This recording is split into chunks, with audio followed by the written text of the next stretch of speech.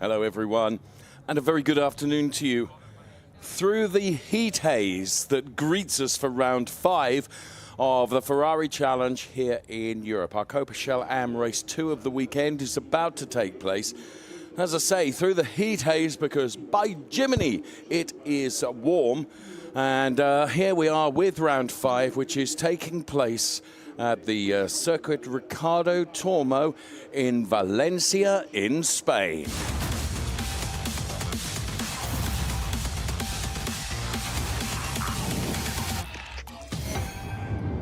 It is a magnificent city. We've been here on a number of occasions with the Ferrari Challenge, but this year it follows our trips to Brno, to Hockenheim, Misano and Monza, ahead of us going to Barcelona, Spa-Francorchamps and Mugello to round out our 2025 calendar, which has been and continues to be awesome. Would I swap places? Nah. 60 degrees is the track temperature, 35 degrees the air temperature, humidity 35%, and about 19 kilometers per hour of wind. And well, they look to be enjoying the bath that they are able to have at the moment. Alongside me is my dear colleague Nico Spalek, and thankfully we have aircon here in our commentary studio. I've never been so grateful for it. Yeah, definitely. I mean, we certainly have a much more climatized workspace. The 296 Challenge does have AC inside the car, but, well, in these conditions and with all the protective gear and equipment, it's going to be very, very warm here in the sun. It was very, very hot yesterday, both in terms of temperature and the action on the track.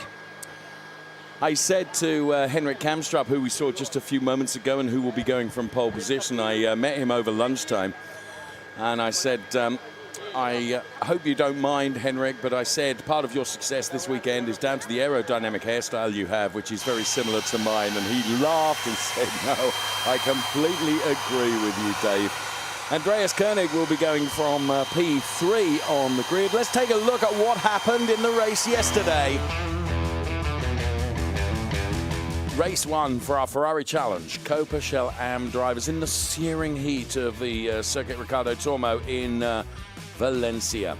As the cars round the final turn on the formation lap, then the safety car peels off into the pit lane, and it's down to Sven Schirmer and Andreas Koenig to control the speed of the rolling lap, and Sven Schirmer with a brilliant job. Everyone through the first sequence of turns, all okay. Andreas Koenig losing out right at the start of the race to Sven Schirmer. But Andreas Koenig was absolutely determined to come back, took a wider line. Sven Schirmer did, and that allowed Andreas Koenig to go through. Henrik Kamstrup was looking pretty lively as well, too. So too Jan Sandman running in P4. But it's back to the original starting order, if you like, with Andreas Koenig leading Sven Schirmer. Paolo Scudieri goes through on Fritz Müller.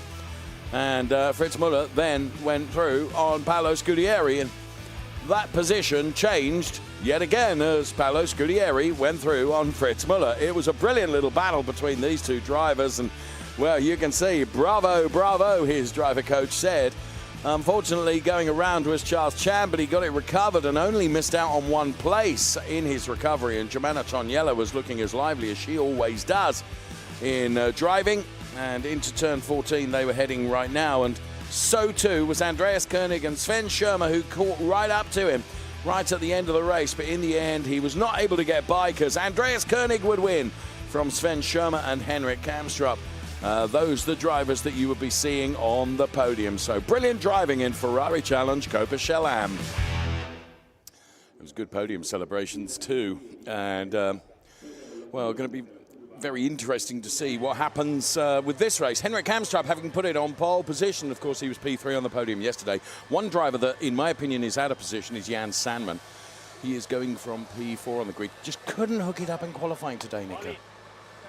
Yeah, no, not quite. I mean, the top 4 drivers are exactly the same 4 drivers we had yesterday at the start and in the race. Different order, however.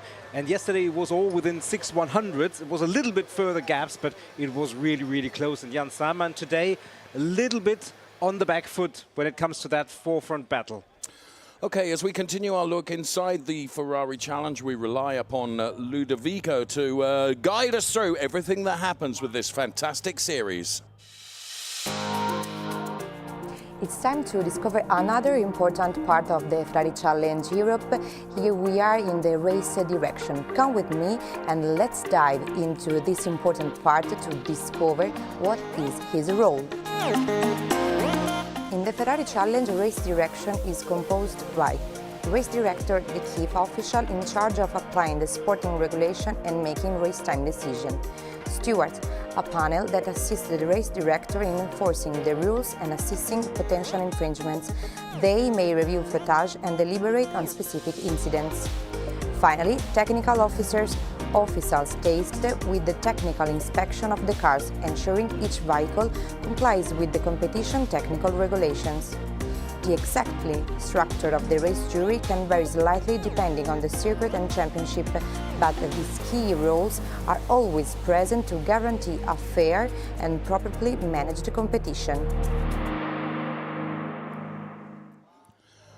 What's really interesting about race control is, they have a very, very difficult job to do, and they do it very well and very fairly. And what's really nice is that we often have a driver advisor there as well. So often a Ferrari factory driver, Nico. This weekend it is the likes of Thomas Neubauer, but in the past it's been James Collado, Niklas Nielsen, Miguel Molina. We can name every factory driver. They've always been in there, Giancarlo Fisichella and Tony Villander, and they offer race control a driver's eye perspective. Yeah, exactly. And the likes of Thomas Neubauer have been on the receiving end of penalties at some point. But they just say, well, as a driver, probably he sees it that way. Doesn't necessarily change the decision of race control, who still make the decision. It's not the race advisor. But there is always some, maybe, perspective. You're absolutely right. There's Paolo Scudieri then. He did qualifying earlier on and took it to P7 on the grid for this race.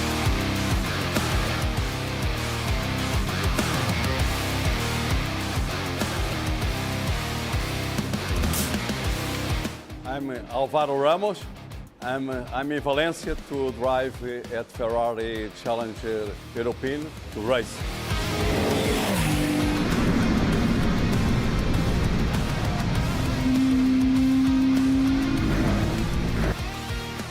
It's only my second championship.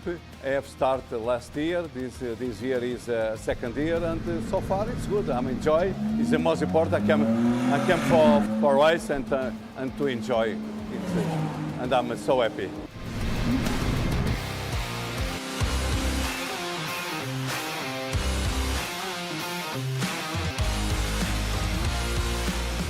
For me, it's the best car that I have driven so far. It's a fantastic car. It is a great car. It's so fun. Yeah, I enjoyed so much to drive here, and it will be so nice.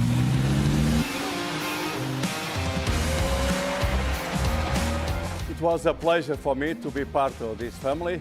Since I was kids, it was a dream to be part to drive a Ferrari and to be part of Ferrari Challenger. It's a dream that came true, and I'm so happy to be involved with this great family and great people, and so nice circuit will be. It's a pleasure to be here.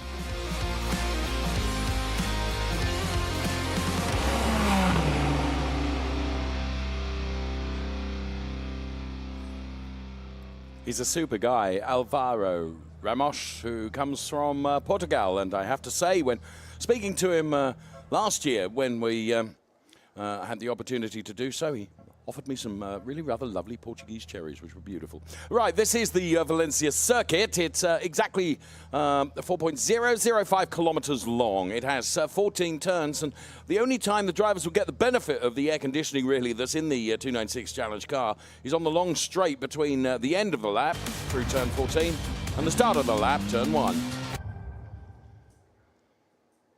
We're about to get the 30-minute plus 1 lap race underway then, as the Faye Richard Mille safety car leads the cars away. We'll bring you the grid in full from back to front. It's great to see spectators here to enjoy the really rather red-hot action that will come from the Ferrari Challenge in really rather red-hot temperatures, which we can enjoy here.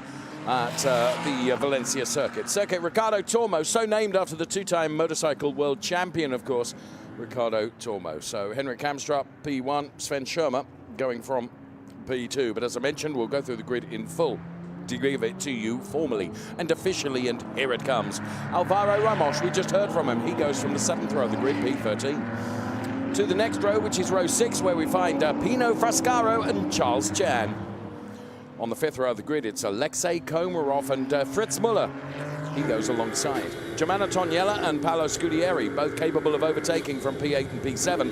Shintaro Akatsu and Boris Gideon, the same from row 3, P6 and 5. Jan Sandman and Andreas Koenig. Andreas Koenig, yesterday's race winner. They go from P4 and P3. And then Sven Schirmer from P2 on the grid. Henrik Kamstrup bagged pole position from qualifying earlier on. Right, Nico alongside me. Going to hear from our pole driver in just a moment. I thought it was a superb qualifying from him. Henrik Kamstrup for Formula Racing. What is he going to be able to do in the race? It was a nice morning. So we had a lot of practice yesterday on very bad tires in the race. So it was good to start the morning with completely new tires and do what you actually learned in the race yesterday. So did a good time thinking about the management of the tires also. So we hit the fastest lap in round 6, and I stopped, just waiting for somebody maybe to improve. They didn't. So we're good. Looking forward to the race. It's the same 4 guys starting out again. So we have the same problem as yesterday, most likely. So we look forward to that. So I wish everybody a good race. Thank you, Henrik Kamstrup. What has he got to do to convert that pole position into the race win, Nico? Just stay in front, I guess. Actually, I mean, what he calls a problem is our delight, namely the same 4 competitive cars lining across each other on the first 2 rows. Also have an eye on number 11, Charles Chan, or actually 155 in P11, Charles Chan, who's way out of position. Expect some overtaking from him. Lighting gantry to the top of the screen for you as we get prepared for the start to get underway here. Henrik Kamstrup and Sven Schirmer getting a good start. In fact, getting a better start than Henrik Kamstrup. If Sven Schirmer is able to close the door, Andreas Koenig trying to go to the inside of Henrik Kamstrup now. And Jan Salmon all the way around the outside. He could pick up P2 and he's done it. Absolutely brilliant start from Sven Schirmer and equally good start from Jan Sandman. So our pole sitter has been relegated to P3. Shintaro Akatsu trying to go around the outside of the whole lot here as they go through turn 2 and 3. So Sven Schirmer already beginning to try and stretch his legs away from Jan Sandman. And then it's Henrik Kamstrup, then it's Andreas Koenig. Shintaro Akatsu has gone around. I wonder if he got a little assist from Boris Gideon potentially. But he will be able to get the car turned around, and somebody has gone off there, and I rather think that that might be the car Fritz Muller that went around and onto the gravel and is trying to rejoin right now. Everything is happening through the first sequence of turns here on this Copa Am race 2 of 2 this weekend. So as they perhaps begin to settle down, the one that has settled down the most is Sven Schirmer, who's already built a margin of 1.6 seconds over Jan Sandman, who at the moment is having to really defend steadfastly from Andreas Koenig and Henrik Kamstrup. Wow, what an opening few turns we have had. There is yesterday's winner, Andreas Koenig. The start is under investigation now. As I'm bringing you all the action, Nico is looking at the start, and he might have seen something that maybe I didn't. Now, one of the rules in the start is that every driver has to go through their grid box before they start making a move, as it were. As the first lap is put into the book with Sven Schirmer leading from Jan Sandman, Henrik Kamstrup, and Andreas Koenig, who is P4. So, right at the start, what happened, Nico? Anything you saw that was blatantly obvious? No, blatantly obvious, I don't think so, and certainly we will get a replay of the start sequence, or a number of them. Sven Schirmer had an amazing start, and when someone has such an amazing start, there's always the fear of maybe the start being too good. Certainly looked like he might have been ahead of Henrik Kamstrup when the lights went out, which I understand it would be a no-go, but not calling anything now. We'll see a replay in a few moments, and obviously race control will look at everything they have. Just a moment ago, you may have seen Andreas Koenig try and get to the inside of Henrik Kamstrup, and there was a slight touch between the two of them, and the big beneficiary actually was Henrik Kamstrup. Andreas Koenig in dialing out of that little touch, found himself onto the grass momentarily. That's dropped him back down a bit. We just saw Germano Toniella in the pit lane as well. Whilst all that is going on, Sven Schirmer has added another second to his margin between himself and Jan Sandman. There's Paolo Scudieri up into P5, I think now. P6 it is, because Boris Gideon is just ahead of him. And we're going to get a replay of the start. Let's take a look at this. Well, there is an argument there. And race control, of course, have got lots and lots of different angles and sensors and data available to them. But the rule is, and that's where Germano Toniella got touched. Pino Frascaro going through. And here's Alvaro Ramos to the right-hand side of this is the car of Charles Chan. And there you can see Germano on the receiving end of quite a bit. I think it might have been, I don't know who it was that made a connection there with Germano Toniella. Perhaps Toniella. Perhaps it was. I think it was Alex Ekomov. Yeah, I think it was. And that was when Fritz Muller was out on the gravel, I believe. Yeah, and Charles Chen cut the corner unintentionally there. He's on the outside. So lots of things going on through that sequence of 2, 3, and 4. And yeah, there is the Shintaro Katsu car across the track. And that's on board Charles Chan, who took avoiding action from the sideways Alvaro Ramos car. So certainly didn't get any benefit from that. So you'll see on the screen in the moment the incident involving cars 103 and 115 in turn 4 is under investigation. That's Boris Gideon and Shintaro Akatsu. The team, as we split the screen, is still working on the Germano Toniella car as we ride on board with Charles Chan, looking back at Alvaro Ramos, who is running P11. Charles Chan himself is running in P10. Ahead, it's Fritz Muller and Pino Frascaro and Alexei Komarov. You can just see Pino Frascaro's car there, the yellow and silver machine ahead of Fritz Muller. And then it is Charles Chan and Alvaro Ramos. Jan Sandman, I think, has lit up the wick now, as all of a sudden the 2.4 second margin between himself and Sven Schirmer has been reduced to 1.8 seconds. So we'll keep our eyes on that. So we still have just under 25 minutes plus one lap of this race to come, and there's been so much happening in the opening time of it. Jan Sandman having set the fastest lap, and that's the reason why that gap has come down significantly. What should also be borne in mind is that as tyre degradation comes on during the course of the race, although I've got something interesting to say about that, maybe track limits will become an issue, but we don't imagine that until perhaps later on in the race. Although talking to one of the leading driver coaches, Matt Griffin, earlier on, in fact over lunch, he was saying that actually with the track temperature so hot that the peak of the tyres is now so small, actually the consistency is great because of just the sheer extreme track temperature that you've got at the moment. Oh, that's a very good point. And as you say, now we get an indication on our timing screen that car 103 gets a drive-through penalty for causing a collision, and that is Boris Gideon. And, well, that was what we saw in replay, I believe. Yes. So Boris Gideon then, we already knew that that was under investigation. Well, they've decided, and there it is confirmed on the screen for you. The car 103, that's the car there. Boris Gideon, currently running P5, is going to get a drive-through penalty. Yeah, Boris Gideon had a great start to the season. Ever since then, it's dropped off somewhat, and today certainly no reversal of fortunes for him. He has 3 laps to take that drive-through penalty once he's been advised, and I'm sure that counts at least from now. Usually the drivers will try and do that penalty as early as possible because it will give them a clean track ahead of them. Shintaro Katsu has just benefited from that. Obviously he had been spun around early, just at the fastest lap by virtue of having no one around him.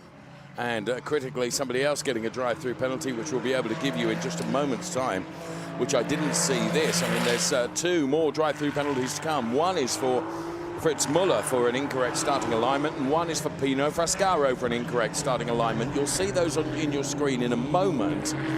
So that is going to change the P8 and P9 positions. Now, the incorrect starting alignment, to try and explain that potentially means that those cars did not drive through their grid boxes as they should, Nico, and that's why it's considered to be an incorrect starting alignment. It may not necessarily be that they'd overtaken someone. It might be just the fact that they didn't drive through their grid boxes. It's all conjecture on my part, but it's one of the reasons why they might have picked up that drive-through penalty there. Confirmation on the screen of both of those, and they concern Fritz Muller driving the 155 car and Pino Frescaro driving the 140 car. Absolutely. In the meantime, the gap between Schirmer and Sandman is 2 seconds. Henrik Kamstrup has closed the gap now a little bit, it's down to 6/10. Andreas Koenig 1.5 seconds, and we saw that yesterday. The gap between our top 4 cars opened up until the middle of the race, and then it compressed again until at the dying stages of the race. It was almost back to a 4-way battle for podium positions or even the lead. So let's see what happens over the next few minutes. Now, drive-through penalties, we will believe, are now being taken, and case in point. Certainly, Fritz Muller takes his drive-through penalty. Boris Gideon also taking his drive-through penalty. Choosing not to at the moment is Pino Frescaro, but he will have to do it, as Nico has indicated, within 3 laps of being advised of that drive-through penalty. So 2 of them have been taken, 1 more to be done. Sven Schirmer continues to lead by 2.115 seconds over Jan Sandman. Then it's Henrik Kamstrup and Andreas Koenig. And the point that Nico was making is absolutely true, that the first 4 cars gapped themselves significantly right at the start of the race, and certainly for the first third of the race. And it was then from 1/3 on that they all began getting a little bit closer together again, until it came to a fraught finish at the end of the race. So more of the same. We wouldn't say no, thank you very much. So there is our race leader, Sven Schirmer. It was a brilliant start from him, to be fair, and he's 2.3 seconds to the good over Jan Sandman. There's Henrik Kamstrup, who put the car in pole position and did a superb qualifying. And he said, when we heard from him just at the start of the race, that he learned a lot yesterday about driving on tyres which were really, really worn. And there is no doubt about it, he was very, very quick in qualifying, and I just feel that if everyone does concertina up towards the final third of the race, then we might be in for another thriller once again. Let's ride on board with Charles Chan here, who is chasing down Pino Frescaro. He kind of doesn't need to take too much out of his tyres in getting by Pino Frescaro, because of course Pino perhaps will turn in now. Yes, indeed he does. He's going in for his drive-through penalty. So that elevates Charles Chan to P7, if I'm not mistaken. And he can put the chase on now to Alexei Komarov, potentially, as Alvaro Ramos and Shintaro Akatsu, as we in replay here. Take a look at this. And that is, to be fair, Germana Toniela, from that angle, looked like she turned in on Alexei Komarov, I would have said. And she's back in the pit lane as we speak, so whatever damage has been done to that car has not been fixed from the first visit to the pit lane. No, I mean, it is really lots of cars in a very, very condensed space, and sometimes we see the cars running very wide through turn 1, and sometimes you think, well, you know, actually couldn't have tried to turn in, but that is one of the consequences if you try to do. There might just be a 296 challenge right there, and rather than having such a collision, oftentimes drivers run wide. Germana Toniela tried to follow the rules and the line and the circuit, and unfortunately that meant a collision. Nothing inauspicious, but certainly not anything intentional from either driver. Henrik Kamstrup still putting the chase on to Jan Sandman at the moment. Jan Sandman sitting in P2, Henrik Kamstrup sitting in P3. Yesterday's race winner at the moment is off a provisional podium. He's running in P4, that's Andreas Koenig. So here is Henrik Kamstrup then, and it is the closest battle at the top end of the race at the moment. We run the data from the inside the car so that you can see it live on screen as well. Of course, when the figures are green, the speed, it means acceleration. When it's red, the drivers are braking. You can even see what gear they're running in at any given moment, such as the information that we're able to bring you from race control, from driver control, from mission control. Mission control being our TV OB truck, and a cast of some 80 people involved in this television production to bring you these fantastic pictures. live from Valencia. It is Ferrari Challenge Copa Am. Jan Sandman, Henrik Hamstra, P2, P3. Sven Schirmer leading the race by now just a smidge under 3 seconds. Now, part of that is because Jan Sandman can't really focus on getting on terms with Sven Schirmer, because he spent the last few laps really defending from Henrik Hamstra. And the more you defend, the slower you become. But now, has Jan just broken away a bit from Henrik Hamstra, and he'll try and narrow that gap towards the race leader, which is Sven Schirmer, Nico. Yeah, it looks like it, and certainly he's not under immediate threat from Henrik Hamstra anymore, so that allows him to just focus looking forward, not having to check his rear view mirror. Track limits thus far, only 2 track limit warnings, one for Jan Sandman, one for Henrik Hamstra, so no danger immediately lurking for any of our drivers, which is good. The gap at the front, no real change, 2.5 seconds for the time being, but as long as Jan Sandman can stay clear of Henrik Hamstra, I'm sure he will try and get on terms with Sven Schirmer. Will he be able to reel him in? It's difficult. That's another matter, isn't it? But I think you're right in terms of that will be his modus operandi for sure. Jan Sandman, who was only introduced to the Ferrari Challenge a couple of years ago, you know, and it's been an absolute revelation. So pleased that he's racing with us. He is currently running P2, and he was momentarily center screen. Right now it is Henrik Hamstra, but now we go back to Jan Sandman running in P2 in that 186 car, engineered by Kessel Racing, of course, behind every single of one of our Ferrari Challenge racing drivers. This big team behind them that engineer the car and support the car for our race leader. It is Penske Sportwagen Hamburg. It's Kessel Racing for Jan Sandman, and it's Formula Racing for Henrik Hamstra, with Andreas Koenig engineered by Emil Frey Racing. And so we can go into the garages, as that looks like Henri Acide to me, who's watching on.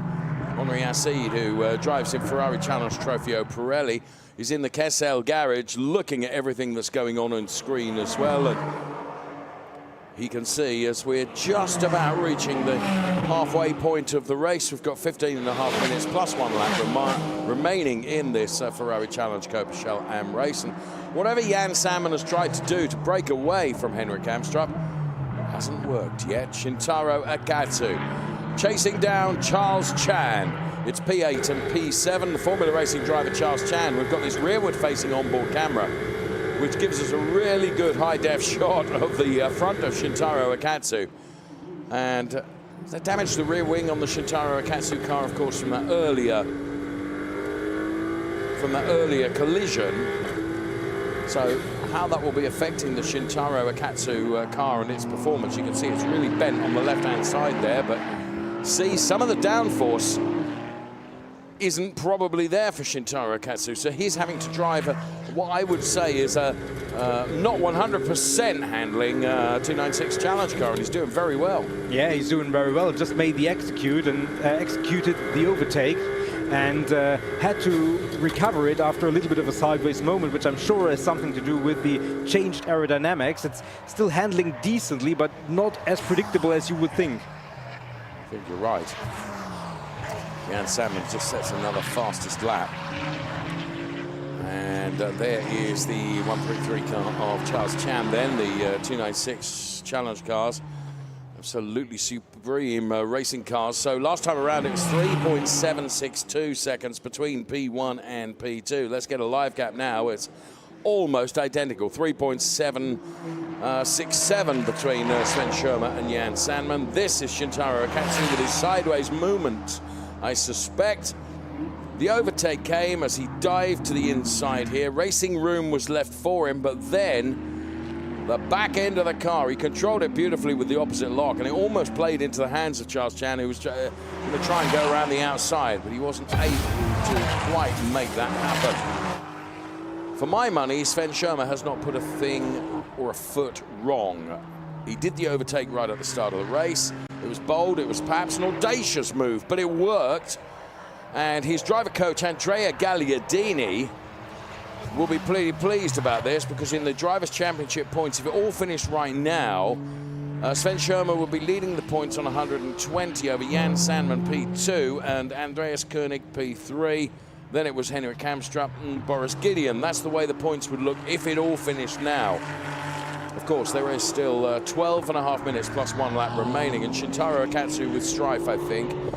Yes, there's a couple of cars have gone by the Shintaro Akatsu car. Here's Charles Chan that we ride on board with now, and he's got the hard-charging Boris Gideon coming up behind him now. Boris Gideon, having served his drive-through penalty, has really put some good laps in, and is on the back of Charles Chan now. So it's Schirmer, Sandman, Kamstrup, the top 3. Andreas Koenig, P4. Paolo Scudieri, good showing, P5. And Alexei Komarov in the 199 car is currently running P6. And if it stays that way, it would be the best finish for Alexei Komarov in the season so far and be richly deserved. He, of course, was racing just last year, Nico, in the 488 challenge, the separate classified 488 challenge. Yeah, definitely. He's 17 seconds behind Paolo Scudieri, but also in firm control of his P6 position. Really, really good showing already in qualifying. And now Boris Gideon is lining up Charles Chan down this long start-finish straight, diving to the inside. Will it be possible for him to make a move, or is he got to duck back in? Well, he's trying to get alongside, and I think for the next turn he will have the overtake done and already way ahead of the turn. Charles Chan has to surrender that position. Boris Gideon moves up a place once again. Next in his target sights will be Alexei Komarov, but as we said, almost 5 seconds of a gap. Well, Boris Gideon certainly made his intentions well known, and in fairness to Charles Chan, he allowed him racing room. It would have been oh so easy to right royally close the door and say, no thank you, you're not coming through. But to do that would have caused a collision at the entry speed both those cars were taking into that turn. And Charles Chan didn't do that. And now that Boris has been released from the cork of Charles Chan, if you will, this is how Boris Gideon did it then. So he was committed to the inside. Charles Chan was aware of that and left him the room, and he was able to scrub the speed off going into the second turn. Charles Chan just wasn't even close enough really to take a look at the inside line. You can see the back end of the Chan car was getting a bit skitty. Schirmer from Salmon from Kamstrup, that's the top 3, and Boris Gideon is on the hurry up now, and already he has gapped Charles Chan to quite an effect. So he might get onto the back of Alexei Komarov, who's made up some 4 places. Now, he's made up 4 places by right, but also by benefit of others having got penalties. So here is Sven Schirmer, the Penske Sportwagen Hamburg driver, doing a good job, and 5.233 seconds to the good over Jan Sandman. Then it's Henrik Kamstrup, then it is Andreas Koenig. We are into the final 10 minutes plus 1 lap of this Ferrari Challenge Copa Am Race 2 of the weekend. We're live from Valencia, the circuit Ricardo Tormo, and there is the telemetry from the Sven Schirmer car. Accelerates now and goes uphill. Full chat flat on the throttle, reaching very nearly 200 kilometers per hour before dropping down a gear and into the right-hander, continuing to climb uphill. Then it is the long, sweeping turn that we pick the car up now, where you carry so much speed into the final turn, which is turn number 14. And getting the entry and exit to that turn nailed correctly is so important, because, Nico, that's one of the turns where track limits are a real problem. You just run too wide at the exit of the turn. Yeah, indeed, and also you have a very long straight right coming out of that turn, so any kilometer advantage that you have entering the straight will be multiplied once you reach the end. Or on the flip side, if you lose some momentum, if you're late on the throttle, that will cost you 100 up to 110, maybe possible several tenths by the end of the straight, and once you reach turn number 1. So as you say, the gap is pretty much 5 seconds, then 2.1 seconds from Sandman to Kamstrup, another 3 seconds to Koenig. So where we saw the seesawing effect yesterday, not materializing yet, and with only 8 minutes and change plus a lap remaining, it's unlikely that will happen. We saw Shintaro Akatsu slowing earlier. He is in the pit lane and unfortunately not taking further part, at this stage anyway, in the race. Paolo Scudieri, and the gap between Komarov and Gideon is down to 2.4 seconds. Live championship predictor on the screen for you now. 120 points would be the tally that Sven Schirmer has, as opposed to Jan Salmon on 89, and then Andreas Koenig on 81. Then it would be Boris Gideon on 60 and Henrik Kamstrup on 59. Top 5 places with our live championship predictor if the race were to end right now. However, we have 7.5 minutes plus 1 lap to do. Sven Schirmer puts another lap in the book then, and he has been nothing if absolutely steadfast, pinpoint accurate, or millimetrically perfect through the final turn, as he illustrates once again, which really reinforces what Matt Griffin was telling me, Nico, about how these tyres are, you know, when we're in extreme temperatures like this, actually the performance is very, very consistent. Yes, indeed. I mean, as you say, there is a peak window for these tires, which the drivers maximize in qualifying. In the race, it's actually more about having a steady and good and reliable performance, and that's where these Pirelli P0s really show their ability and their capability in these extreme conditions. And the drivers, I don't know if we've ever had them on the 296 in these extreme conditions. We had some very hot ones last year in Jerez and Le Castellet, but I think this is maybe the hottest that they have experienced here in the Challenge Europe. I'm racking my brains, which won't take long because they're not very big, but I think you're right. I think this has got to be the hottest that we've been through in terms of the race cycle. Maybe so. A very, very wide moment here from Boris Gideon in his attempt to get on terms with Alexei Komarov, but Komarov, I don't think, is defending this too steadily. That almost looked like a touch. I think Boris Gideon clearly is the quicker of the two, and I think it's a matter of when, not if. How quickly Boris has been able to get onto the back of Alexei Komarov would reinforce what your thought process is. Well, Boris Gideon certainly had the pace in qualifying, and save for that penalty and the drive-through he had to take, he certainly would be much higher up the order. But now he has to be patient, which is probably the most difficult to ask of a racing driver. Just be patient, you'll get by. No, now, I want to get by now. But he has to be patient. That's not a necessarily somewhere you would always see an overtake. Alexei Komarov, though, he has track position. He has his right to defend his track position, but the car is looking a bit loose, and I think Boris Gideon will certainly line him up around turn 14 for a go going down the start-finish straight. Boris Gideon holding back there deliberately to get a little bit more momentum out of the turn and take it to Alexei Komarov going into turn number 1 as they head down towards the timing beam right now. There is no doubt about it. Through the speed trap, Boris Gideon is quicker. However, Alexei Komarov has got track position, so Gideon, wide line, will try and get to the inside now of Alexei Komarov. Going to have to be king of the late breakers here. Not able to do it then, and going to the outside. This is supreme stuff from these two drivers then. Boris Gideon running P7. Alexei Komarov defending his P6 for Scuderia Prague Racing. Here comes Gideon now on the inside. Racing room is left by Alexei Komarov as we pick the two cars up with our drone right now. Boris Gideon has gone through.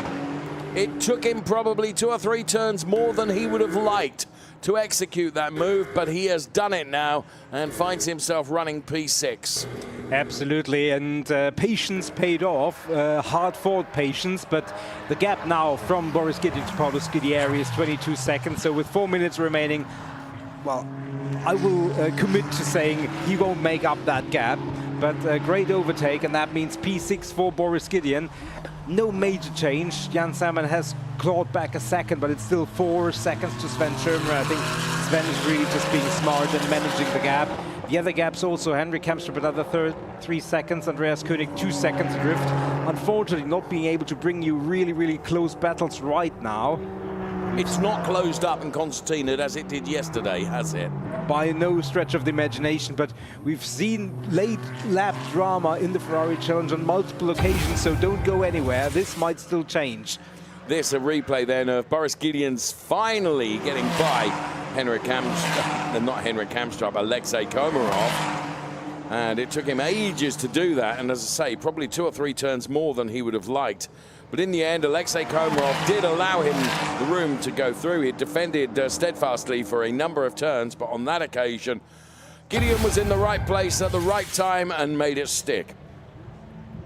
It's been a masterclass in good driving from Sven Schirmer here, who really put the pedal to the metal at the early start of the race, the first few laps, but right now has been just managing that gap perfectly between himself and Jan Salmon. It's 3.598. Salmon, though, is quick. What we'll do, let's just for interest sakes, purpose get a live gap then next time around as they cross the timing line. So 3.598. Think it might be a little less than that now, but here comes Sven Schirmer to break the timing beam then. And Jan Salmon crosses it. He's taken not quite a tenth out of it, so 8/100ths to be absolutely accurate. So it's maintaining fairly, or being maintained fairly consistently by Sven Schirmer, who I think is just managing everything pretty well, Nico. Yeah, absolutely. And Andrea Gallardini will be in his ear and advising him and telling him what the gap is and that he can not relax, but doesn't have to take any unnecessary risks. He doesn't have any track limit infractions to his name, so he can really focus on nailing every apex, maybe braking thousandths of a second earlier than he usually would if we were pushing to the absolute limit, and that just allows him to stay consistent as he has scored all season long. And we saw the live championship. He is in a really, really good spot. Points make prizes, and the ultimate prize is what Sven Schirmer is motivated by. He wants to be Copa champion at the end of the season. He knows to do that. He needs to bank as many of them as he can. So, Alvaro Ramos then, defending from Fritz Muller right now. Alvaro Ramos running P9, Fritz Muller running P10. Pino Frascaro, having had to take a drive-through penalty like Fritz Muller, is running in P11. So Schirmer 3.3 seconds to the good over Jan Salmon and Henrik Kamstrup. They're all gapped with just 1 minute plus 1 lap of the race remaining. Credit to them in extraordinary temperatures, both air temperature and track temperature, how these drivers and their remarkable 296 Challenge cars have coped with the conditions. But they have, and they have done it very, very well. Schirmer, Salmon, Kamstrup, Koenig, top 4. And Alvaro Ramos and Fritz Muller continue their little fight that is going on here around the circuit Ricardo Tormo. But Alvaro Ramos, as we heard from at the beginning of the program, into his second season of the Ferrari Challenge and absolutely loving it.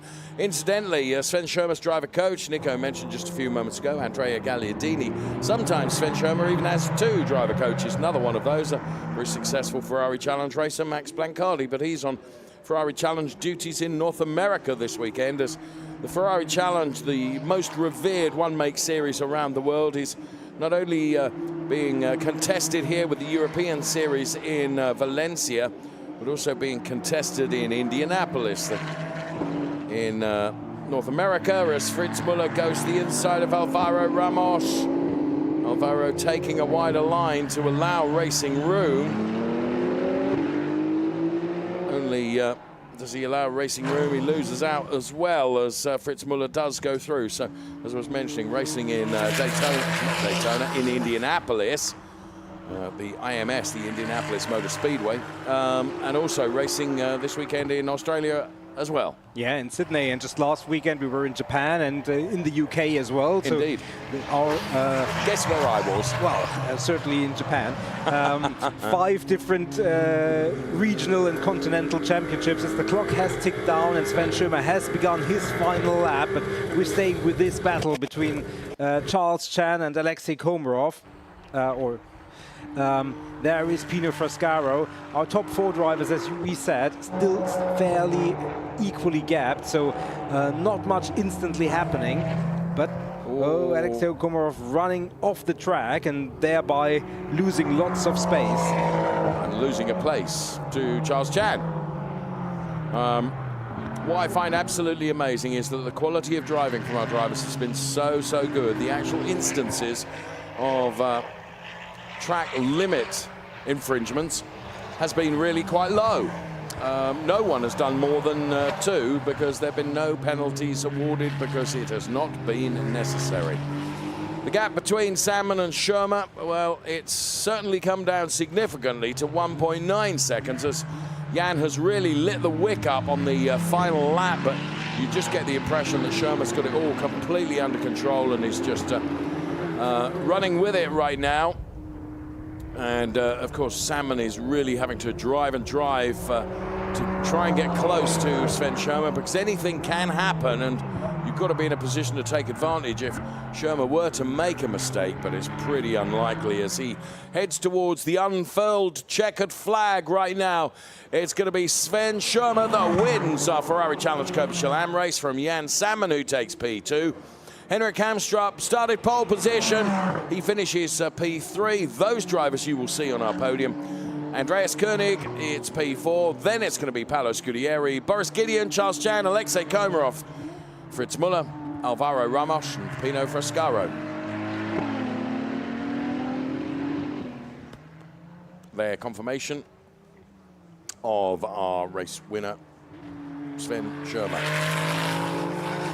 Great consistent driving from him. Didn't need a lot of drama in this race. His overtake was done right at the start, and he never really looked back. Jan Salmon, I think he'll be satisfied with having made progress at the start, but obviously he loses a few points to Sven Schirmer in the championship.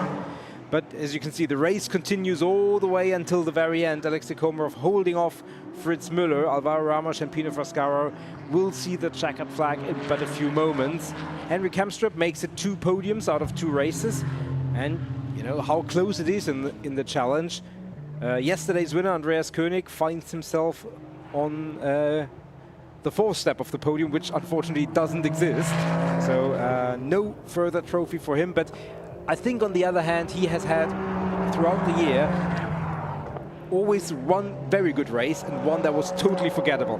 This is as consistent as he has been all year, and there is something to be said about that for him as well. It's really curious. You mentioned that earlier on, and you're absolutely right. And something else that really struck me is that Jan Salmon in P2, Nico, I think in his first season of racing, he would have tried even harder to get on terms with Sven Schirmer and potentially overdriven.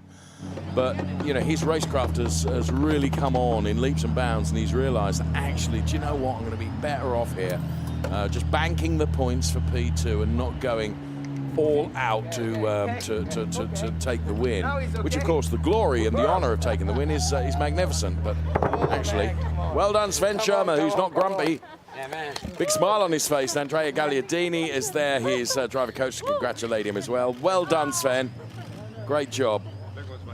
Already looking forward to the winner interview from Sven Schirmer. Always very entertaining. Sven German, why would he not be? Jan Salmon also looks pretty satisfied. And this is the camaraderie we love to see, Nico. And it's not always the same in every racing series, I have to say. But in the Ferrari Challenge, it is. 100%. There is Stefano Guy, driver coach, asking us, why didn't you win? Yeah, what is wrong with you? Why did you not win? I was wrong here. No. Third here was half gas. Maybe it was good second. I see, I will check, but good. Pace was good. To be fair, Stefano Guy knows the thing about how to pedal a Ferrari Challenge car, Nico. He does. The dynamic between drivers and driver coaches is always amazing. Fantastic. Here is the confirmed classification then from race control. Sven Schirmer taking the win from Jan Salmon, P2, Henrik Hamstrup, P3. Those are the drivers you'll see on the podium. Then it was Andreas Koenig, Paolo Scudieri, Boris Gideon, Charles Chan, and Alexei Komarov taking P8. Ahead of Fritz Muller, Pino Frascaro, Alvaro Ramos, and not classified for Shintaro Akatsu and Germana Toniella. I don't doubt that Ludovica will be working really hard right now to get hold of our race winner, and for us to hear that compelling interview that Nico has already predicted is going to be come from the likes of Sven Schirmer. This is the car that took him all the way to the top step of the podium, and that is Sven Schirmer. Driving for Penske Sportwagen Hamburg.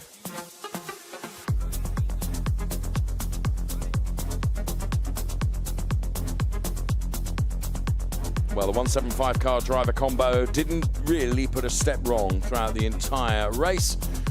And let's hear how he did it right now as we discover the fantastic performance from Sven Schirmer. Here he is. Sven, congratulations. After a very good race one about yesterday, you made a perfect race too. Today with a very hot temperature and with a very good start. So I want to discover with you something more about your strategy and your race. I mean, I tried to be first after the start, which evidently I managed. Yesterday I had to give the place back. Today I managed to keep the first.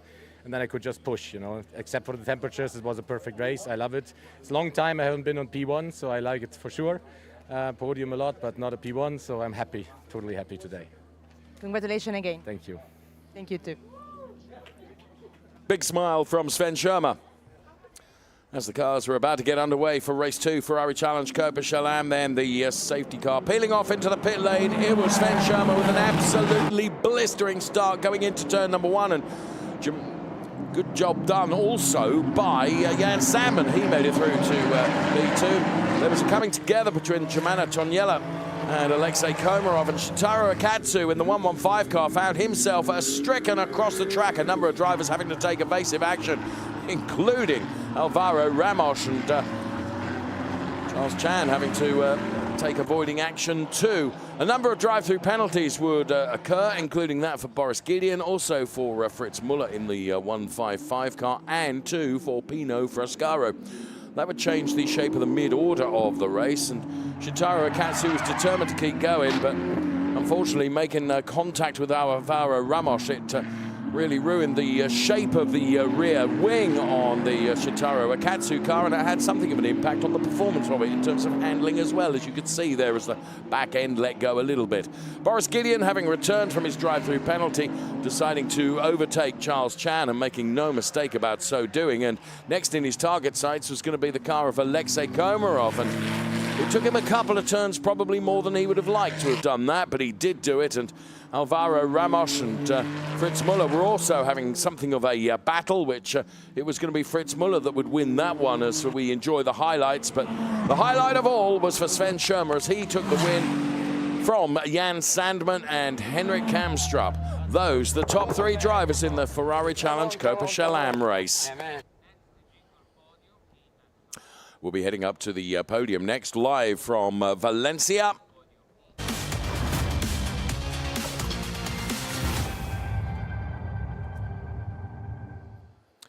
And the dulcet tones of Michele Mambelli will bring the drivers out onto the podium.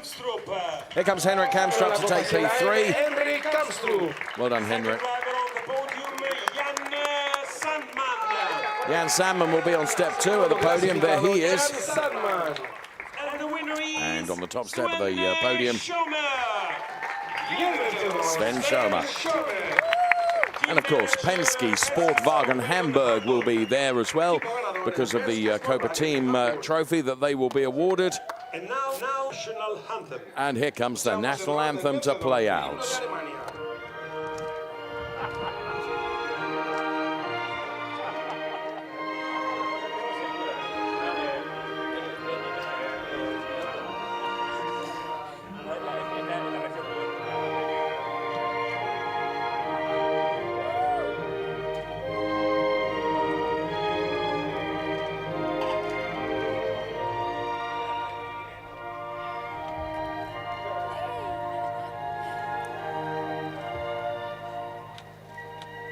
Very nearly the full version of the national anthem, which we don't always get to hear.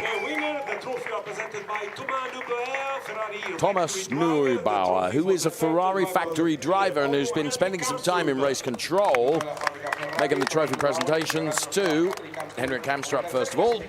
Thomas Neubauer, proof that young drivers can make names for themselves in Ferrari Challenge. That's where he was racing. Look at him now, Ferrari factory driver, making the trophy presentation to Jan Sandman, who's P2. And Sven Schirmer, it's another trophy to add to his mantelpiece. As he said, he's not had a huge amount of P1s, so he's jolly pleased about taking that one. It's only his 2nd win of the season, but he's had lots of consistent podiums, which is the point you were making. So the team received the Copa Teams Award as well. Everyone together, please, for your podiums, and up yours trophies. Lift them up, please. Valencia, Ricardo Tormo. Thank you, guys. And now It's going to be Sven Schirmer that will win the champagne race. Be under no illusion whatsoever. Schirmer does it. Well, it looks like Henrik Kamstrup is extinguishing a fire. He was really skilled with his champagne in terms of soaking Sven Schirmer. And Jan Sandman, there's a proper fireman's grip there, wasn't it? Here then the cars that took their drivers to the respective podium places. Henrik Kamstrup first of all for Formula Racing. Kessel Racing for Jan Sandman. But for Penske Sportwagen Hamburg, Sven Schirmer on the top step of the podium with only his second win of the season, but it was a really important one. He did it in stifling temperatures. Well done, Sven. We have 2 more races to come. We've got a Copa Shell race, but also a Trofeo Pirelli and Pirelli Am race to come as well. But the Drivers' Championship, Sven Schirmer on 118 points, Jan Salmon on 89, Andreas Koenig on 80 points. Still a lot of racing to be done before the end of the season, so therefore nothing has been won yet.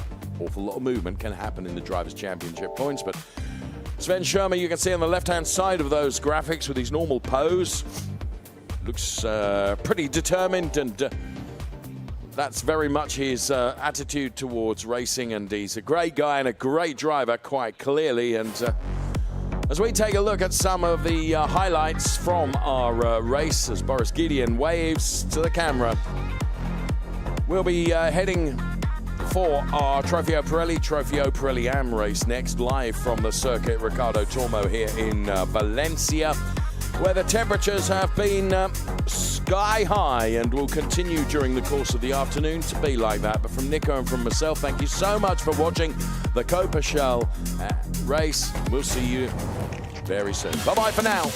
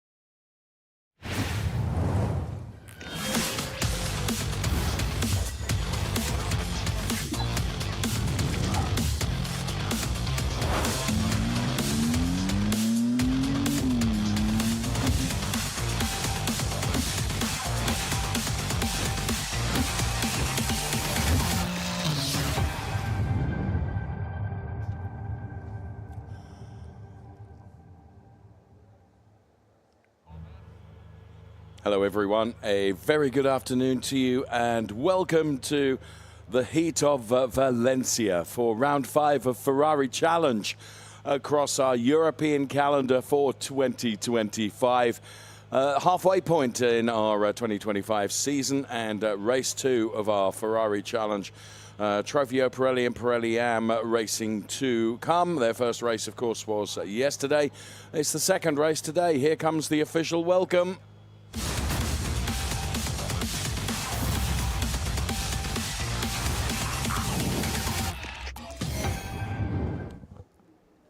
So the Valencia Circuit Ricardo Tormo is where we're at then.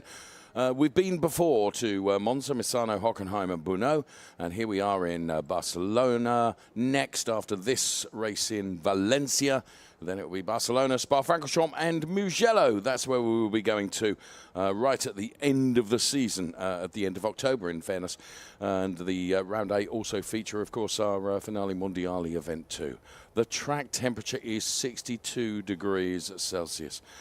The air temperature 35 degrees. No, what I wouldn't do to be in there amongst the wildlife this afternoon, because despite the air conditioning running absolutely full chat flat in our studio here, it's still pretty warm. Nico Spalek alongside me from Germany. Good afternoon. Yeah, it's definitely very, very warm here in Valencia.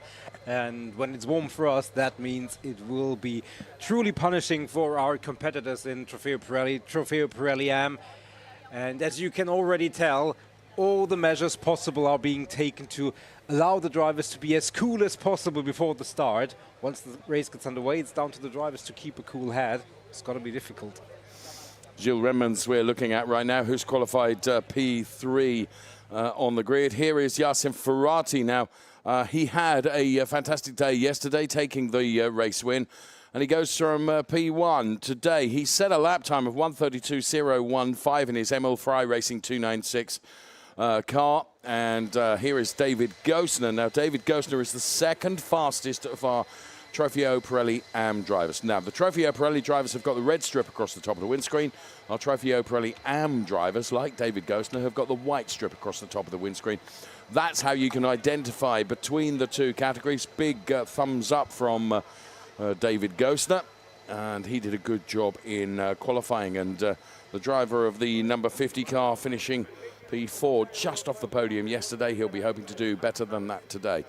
And as we go into the Ferrari Warsaw driver, Michael Verhagen, who put it on pole position with a 1:32.352. Now that's a pole position within his class of Trofeo Pirelli Am, which means he'll actually be starting on the second row of the grid, because the Pirelli cars and Pirelli Am cars all get muddled up on the grid.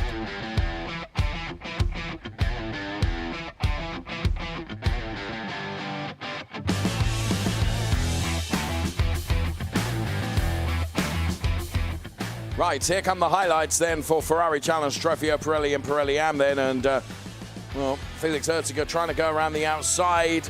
Nobuhiro Imada was absolutely determined to put himself ahead of Marco Zanazzi, and did that very well and put himself to the inside of Hendrik Viol. But then Marco Zanazzi made contact with Nobuhiro Imada, and that sent Nobuhiro Imada around.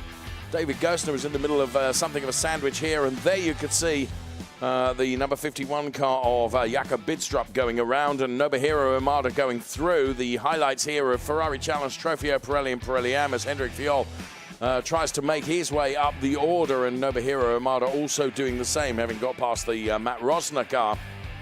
So Yacine Ferrati was really stretching his legs out front in Ferrari Challenge Trofeo Pirelli, and Marco Zanazzi here was advantaged by two cars going wide there, and basically put himself ahead of both the 42 and 51 cars. Great driving. Now, this was the overtake of the day, in my opinion, as Max Mugelli put himself ahead of Felix Herziger, and that would be for a podium place. No mistake in our race winner, though, Yacine Ferrati for Ferrari Challenge Trofeo Pirelli, and for our Trofeo Pirelli Am drivers, it would be Michael Verhagen, who would head towards the checkered flag to take the Pirelli Am win. Seems hard to correlate the fact that it was Yacine Ferrati's first win in Ferrari Challenge Trofeo Pirelli. I first met Yacine Ferrati when he was esports racing And Ishmael, one of our Ferrari esports drivers, has been with us all weekend as well. So esports very much a feeder into racing now. And Yasin Ferrati is a perfect example of that, I would suggest, Nico. And, well, he'll be hoping to repeat his success of yesterday today. For sure, and he was very, very confident in the winner interview yesterday, saying he and the team had unlocked something and he would be featuring very prominently in the winner's circle going forward, and made no mistake in qualifying. Can you transform that into P1 in the race? There's lots of drivers who will have a word about that. And one of those will be this man, Felix Herziger, who had a rich vein of form, it has to be said, in the Ferrari Challenge Trofeo Pirelli. He drives for the Anico Reparto Corsa Ram team. Had a long chat with Felix Herziger over lunch today. And bear in mind, he had a space of, or had a period of 5 wins non-stop. There is Max Mugelli and the CDP Eureka competition driver, who was superb yesterday, taking a well-deserved podium. It was P3 for Max Mugelli yesterday. What can he do today? Well, he's P5 within class, and that's P7 on the grid. So he's got some overtaking to do, to be fair. We'll see how he can do. Ferrari, Ferrari.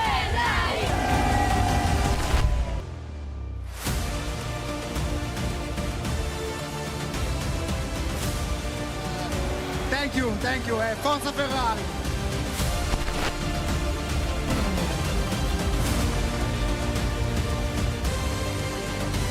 The best looking car, Pakistan, the best team in the world, 2 years in a row.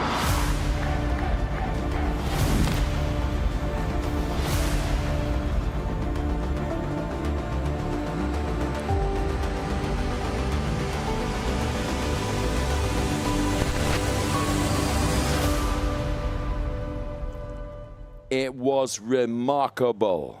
At Le Mans, 3 times in a row in the top class of Le Mans Ferrari winners. Brilliant job done by everyone involved in the hypercar, and 3 wins in a row at Le Mans 24 hours. I mean, that's one heck of an achievement, Nico. Absolutely. I mean, the entire Corsa Clienti family with all sorts of activities, and the challenge is part of that. The hypercar program is one of that, and customer racing, GT3, Competizione GT, another element of that. And really impressive program. Yes, and they've done so very well. And interesting how all 3 cars have made it to the top step of the podium in Le Mans for 3 years in a row. And 3 years after its presentation at the 24 Hours of Spa-Francorchamps in 2022, Ferrari chooses the same race, the most important on the GT calendar, to unveil the new 296 GT3 Evo.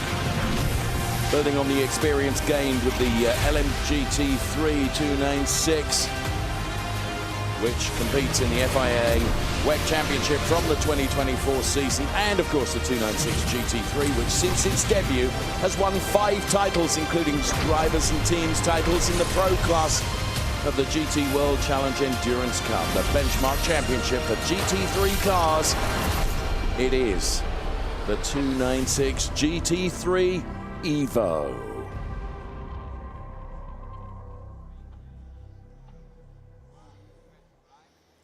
Oh yes, launched this weekend. What a car. Here is the Valencia circuit in all its glory. Then the 14 turn, 9 left, 5 right-handers across the 4.005 kilometers of the circuit. Ricardo Tormo, so named after the 2-time world champion Grand Prix motorcycle racer Ricardo Tormo. The only respite the drivers get across this technical circuit is between the final turn, turn 14, and the first turn, turn number 1. That's the only straight. So there, the cars are all lined up. I remind you, the Pirelli drivers drive with the red strip across the top of the windscreen. The AM drivers drive with the white strip across the top of the windscreen. Pole in each of the categories. Yasin Ferrati for Emil Ferrari Racing. He is pole for Pirelli, for Pirelli AM. For Ferrari Warsaw, it's Michael Verhagen as the cars are released behind the Richard Mills safety car. which will lead the cars away on their formation lap. Side-by-side formation towards the end of the lap. The Richard Mills safety car will peel off into the pit lane. It will be the responsibility of Yassin Ferrati and Felix Herziger to control the pace of the rolling start as the cars will cross the start-finish line. We'll bring you the grid in full from back to front as we look at Hendrik Viol driving the number 92 car, who is out of position. In my opinion, P6 within class. That's not where we would expect him to be. Nor Marco Sanassi right at the back of the pack, P21 on row 11. Then it's Armin Arifpour and Angelo Fontana. They go from P20 and P19. Otto Blank and Andrew Morrow, 18 and 17. Andrew Morrow was on the podium just yesterday. It's Jacob Bidstrup and Herbert Geis going from P16 and P15. This is the grid overall, bear in mind. Danilo Del Favro and Hendrik Viol, 14 and 13. P12 for Anders Bidstrup, and P11, first of the Pirelli drivers that we see, Enzo Trulli. Then it's Henri Acid and Nobuhiro Imada on the 5th row. On the 4th row, Hanno Laskowski and Max Mugelli. Then to the sharp end we go with Vincenzo Scarpetta and David Gosner going from P6 and P5. It's Gilles Redman and Michael Verhagen, P4 and P3. And then on the first row of the grid, P2, Felix Herziger, P1, Yassin Ferrati. That's the way the cars shape up. Pirelli Am drivers. This is going to be really, really exciting stuff. In searing temperatures, how will the drivers cope with it? Well, they did it yesterday. Position in the back feels quite good. Honestly, I expected that because we already had a mega pace from yesterday, and I think we know what we have to do, and I will give my best for the race again, like yesterday. Is it arrogance or is it confidence? You need a bit of both to be a winning racing driver, and that's what Yassin Ferrati is, Nico. Absolutely, and well, he said it yesterday, he sticks to it, and good for him. It means for the other drivers, get the overtake done early, or Yassin Ferrati may be up the road once again. Big and great mix of Pirelli and drivers that can only make it more exciting. I remind you, Pirelli drivers, red strip across the top of the windscreen. Am drivers, white strip across the top of the windscreen. At the top of your screen right now is the lighting gantry. When the lights go out, we will be racing. Every driver has to go through their grid box for it to be deemed a satisfactory start. We are ready to go racing with the Ferrari Challenge, Trofeo Pirelli and Pirelli Am. Felix Herziger getting a good start. Yassin Ferrati, though, matching in speed. They're side by side going into turn number 1, but I think Yassin Ferrati has just got it. So through he goes. Oh, going very, very wide is Henri Acid and Hanno Laskowski, and also Hendrik Viol, who's had a blistering start. He could find himself P1 in Pirelli Am before the end of the first 2 or 3 corners. Absolutely extraordinary stuff. He's just hung out to dry a little bit by Michael Verhagen, but Hendrik Viol is up to P2. A blistering start from Hendrik Viol then in the number 92 car. We ride on board right now. We could see Yassin Ferrati P1. It is Felix Herziger, then Vincenzo Scarpetta and Gilles Redman. It's Michael Verhagen, Hendrik Viol and Hanno Laskowski, the top 3 for our Pirelli Am drivers. And Yassin Ferrati and Felix Herziger were absolutely matched, centimetre by centimetre, going into turn number 1. And Felix Herziger now is going to have to really put the pressure down, because Yassin Ferrati is beginning to build a little bit of a margin into the middle part of this lap between P1 and P2. And of course, Vincenzo Scarpetta and Gilles Redmans will both be thinking, right, we're going to find a way past Herziger now. So the rest of the cars try and settle down a little bit. There is Hendrik Viol being really hounded by David Gosner, who's P3 for our Pirelli Am drivers, as they come into turn 14 for the first time of asking in this race. And round turn 14, we'll get a live gap right at the front. Yassin Ferrati is leading Felix Herziger by 1.573 seconds, which is built in the space of 1 lap, Nico. Yeah, indeed, and the top 4 cars on the track are Pirelli drivers. Then we have 5 Pirelli Am drivers, but actually Michael Verhagen, like yesterday, more mixing up with the Pirelli drivers. And behind him there is Hendrik Viol, as you said, David Gosner, Danilo Del Favre, a very, very good start from him. Hanno Laskowski, yesterday's P2 driver, in P5 in class for the moment. And for the likes of those running P5 and P6 in Trofeo Pirelli, and I'm talking about Max Mugelli and Enzo Trulli, they've got five Trofeo Pirelli Am driver cars ahead of them, and they would need to get by them before they can get to the likes of Gilles Redmond and Vincenzo Scarpetta. That's going to be a huge ask for them. However, they like nothing more than a task. The start is under investigation. Now, it might be under investigation because some drivers may be not running through their grid boxes, which is what they are supposed to do at the start. As soon as we have any information, any concreted information, we will bring that to you live from our studio here. Yasin Ferrati leading by 2 seconds over Felix Herziger. It's Vincenzo Scarpetta running in P3. Then it is Gilles Redmond. It's Michael Verhagen, Hendrik Viol, David Gostner. We're going to get a replay at the start, and let's see if we can spot what went wrong here. Well, there are 2 cars there that surely didn't run through their grid boxes. Well, we entered the replay after the light had gone green or extinguished, so not quite sure, but it certainly looked like in live pictures, like one of the or 2 of the cars have already veered a little bit far to the middle. So race control will have sensors, more cameras, more opportunities at replays. I'm glad that we had a clean start and all 21 cars are still running without any major incidents, so that's always good to see. Yasin Ferrati, he was under threat, as you said, but he managed to hold on, and now he's stretching his legs, and Felix Herziger has to both look at trying to get on terms with it. He's now broken away a little bit from Vincenzo Scarpetta, so if he's got a chance to get on terms with Yasin Ferrati, now is the time to do it. Yasin Ferrati seems to be, Nico, and we saw it yesterday, that once he's got his nose in front, he is utterly clinical. He executes every turn very well. He kisses the apex perfectly. I mean, he is engineered by Emil Frey Racing, and they have Giacomo Altoe as their senior driver coach. And, well, Giacomo knows a thing or two about driving winning Ferrari challenge cars and winning championships. Car number 50 is going to get a drive-through penalty for incorrect starting alignment. Now, that is the driver that is P3 in the AM race at the moment. Another one that's going to get a drive-through penalty is the driver that's P3 in Trofeo Pirelli.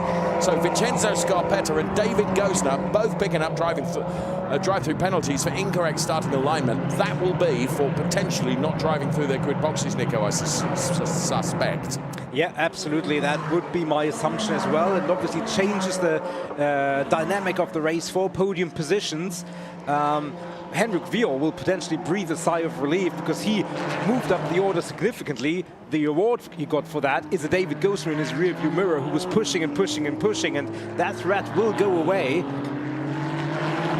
Michael Verhagen, he would like to be a little bit quicker, but equally he doesn't want to mix it up with the Pirelli drivers. Well, Gilles Redmond here is really taking it to Vincenzo Scarpetta now. The team of the number 77 car, Francorchamps Motors Brussels, ought to be on the radio to Gilles Redmond, saying to him, don't push yourself too hard on Vincenzo Scarpetta, because he's got to serve a drive-through penalty, and the car that is immediately behind you is Michael Verhagen, and therefore he's in a different category to yourself, so you're not racing him. And don't race the car in front of you necessarily, because you're going to inherit that position come what may. Yeah, Gilles Redmond will say, well, actually, there is another car in front of the car in front of me, who I want to get on terms with. But yeah, he has to be careful not to overdrive the tires in an attempt to get past the car that he will get past one way or the other. He just hopes that Vincenzo Scarpetta will take that drive-through penalty sooner rather than later.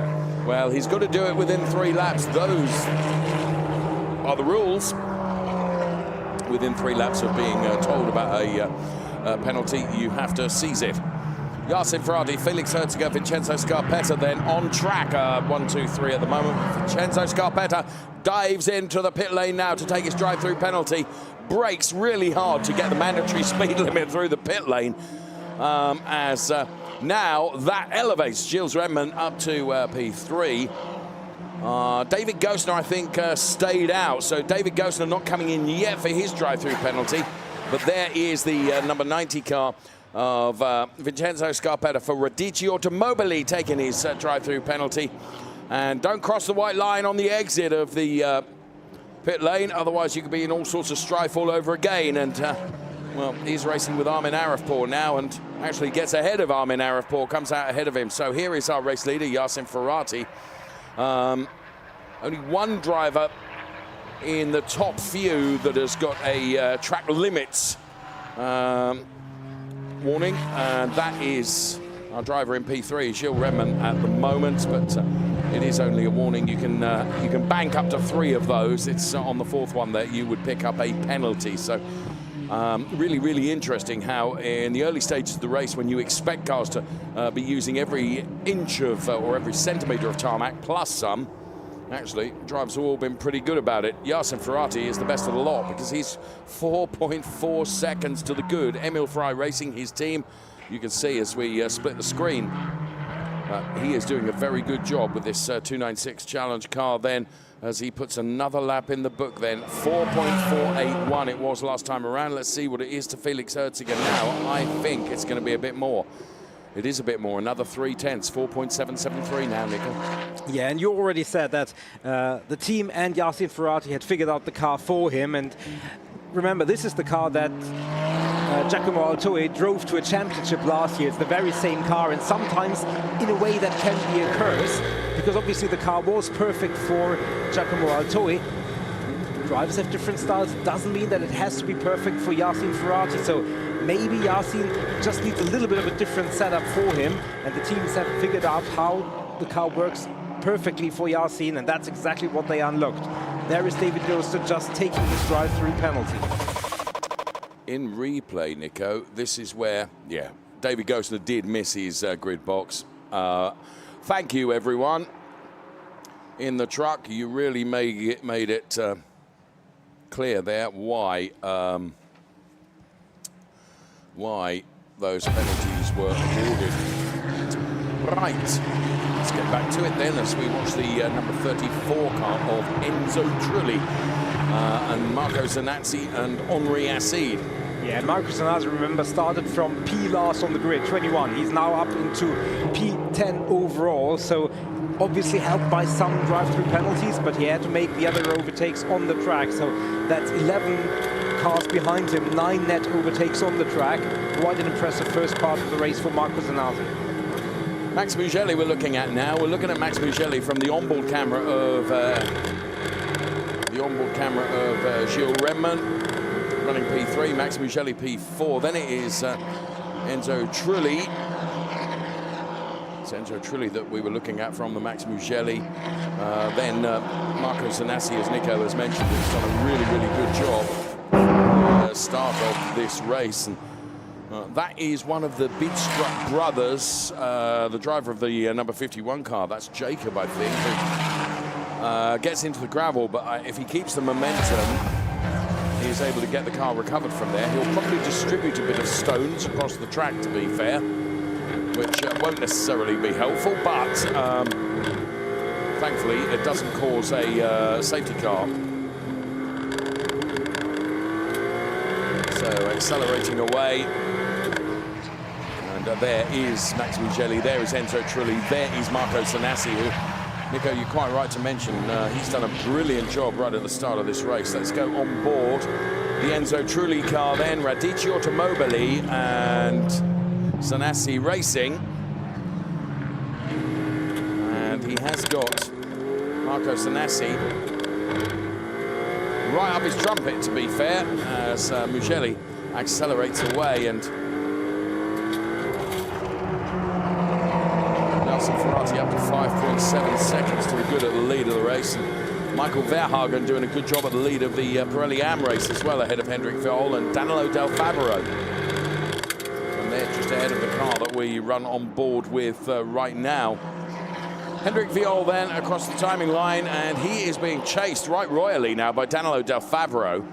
So Danilo, who is running in that P3 position, would like to advance himself one further place on the podium. And Danilo Del Favero then, who's driver of car number 9, who's had a kind of a bit past season. His best finish was the opening round in Monza, where he took P6 in race 2, and he's missed a couple of rounds, but nonetheless, he's certainly looking pretty lively, as too is Hanno Laskowski right behind him. And Hanno Laskowski, for fairly unorthodox reasons over the course of previous races, has given us some real entertainment in trying to pitch overtakes, perhaps where you wouldn't necessarily expect to see them, but sometimes they work for him, then other times they don't. It's a fair point. Danilo Del Favaro, really good showing from him. Hanno Laskowski, also engineered by Ferrari Racing, yesterday on the podium. So whatever pace Yasin Ferrati found, certainly some of that has also been shared by Hanno Laskowski, and he's currently running in P4. He would so love to make it 2 podiums out of this event, but he's not the only one who wants to be on that podium. Pretty much everybody has that ambition. Marco Zanazzi, he is now mixing it up with the Pirelli drivers. He would like to get on terms with those AM drivers in front of him, but there are 2 Pirelli drivers in the way. Yeah, you're absolutely right. And for those 2 Pirelli drivers that you're talking about, Max Mugelli and Enzo Trulli, they've got four, yes, AM drivers that they would like to get past. They can be on terms with their competitive drivers in Pirelli, which are so far up the road now. In terms of the Trofeo Pirelli AM Drivers' Championship, if it all finished now, it would be 115 points for Hendrik Viol. Marco Zanazzi would be on 96, just 1 ahead of Michael Verhagen, then Andrew Morrow and Herbert Guys. That's our live championship predictor if everything were to finish right now. Well, of course, it won't, because we've got 16.25 minutes plus 1 lap. 16 minutes plus a lap. Always Danilo Del Favaro really closing up on Hendrik Viol under braking there. So it's a real train behind Hendrik Viol. Now, it might be that Danilo Del Favaro actually is a little bit quicker than Hendrik Viol, but it's all very well being a bit quicker. You've got to find a way by, haven't you? And thus far, Danilo Del Favaro has not been able to do that. There is the Max Mugelli car. And as they cross the line now to put another lap in the book. Love that speed camera. You can actually hear the volume of them going through as Marco Zanazzi looking very lively, and right behind Marco Zanazzi is Herbert Guys, and also in the mix there somewhere is Nobuhiro Amada. Just Nobuhiro Amada, where is he? There's Omri Assid. There's Herbert Guys and then Nobuhiro Amada, both of them like 2 or 1.5 seconds behind the Omri Assid car. There is Herbert Guys in the background. Yeah. And Amada just a little bit further behind. And yeah, you're right. I mean, Zanazzi is trying to move further up the order now, finding it very difficult to overtake the Pirelli cars, which actually doesn't really care about them. No. But he has to get past them or dispatch of them to get on terms with the drivers that he really cares about. We saw that he is very much still in the championship fight, and every point that he can claw back would be one that he would cherish. And also he would certainly like Danilo Del Favaro to get past Hendrik Viol, but there is very little he can do to influence that battle. It's really difficult here for Danilo Del Favaro, the second car, because as he's trying to attack Hendrik Viol ahead, he's also having to defend from the blue and yellow colors of Hanno Laskowski.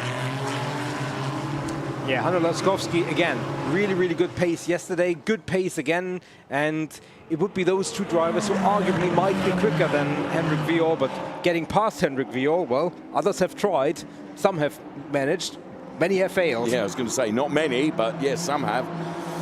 Right, there's Omri Assid. He is a Trofeo Pirelli driver. Here comes Danilo Del Favaro to the inside of Hendrik Viol. And he does go through, and I have to say, no, he doesn't. Hendrik Viol has more momentum. I thought that that was going to be a coming together if Hendrik Viol had not spotted Danilo Del Favaro there, because it was an audacious move from Danilo. Right, just when you don't expect it, a dive to the inside. Hendrik gave him racing room, was able to carry more momentum and can hold on to that place, which makes me think that probably Danilo is quicker than Hendrik Viol. But it's all very well being quicker, as we've said before. Yeah, but good and fair driving, mutual respect, both left racing room to the other, and that means our great fight can continue. And For a moment, it looked like maybe Hanno Laskowski would be able to take advantage of that, but he had to toe the line once again, staying in that fourth place in that train. Michael Verhagen, what's his gap? He's 3.7 seconds over Hendrik Viol, and as long as those behind him are fighting, there is very little chance that they will get on terms with him. The one thing that Michael Verhagen doesn't need is a safety car.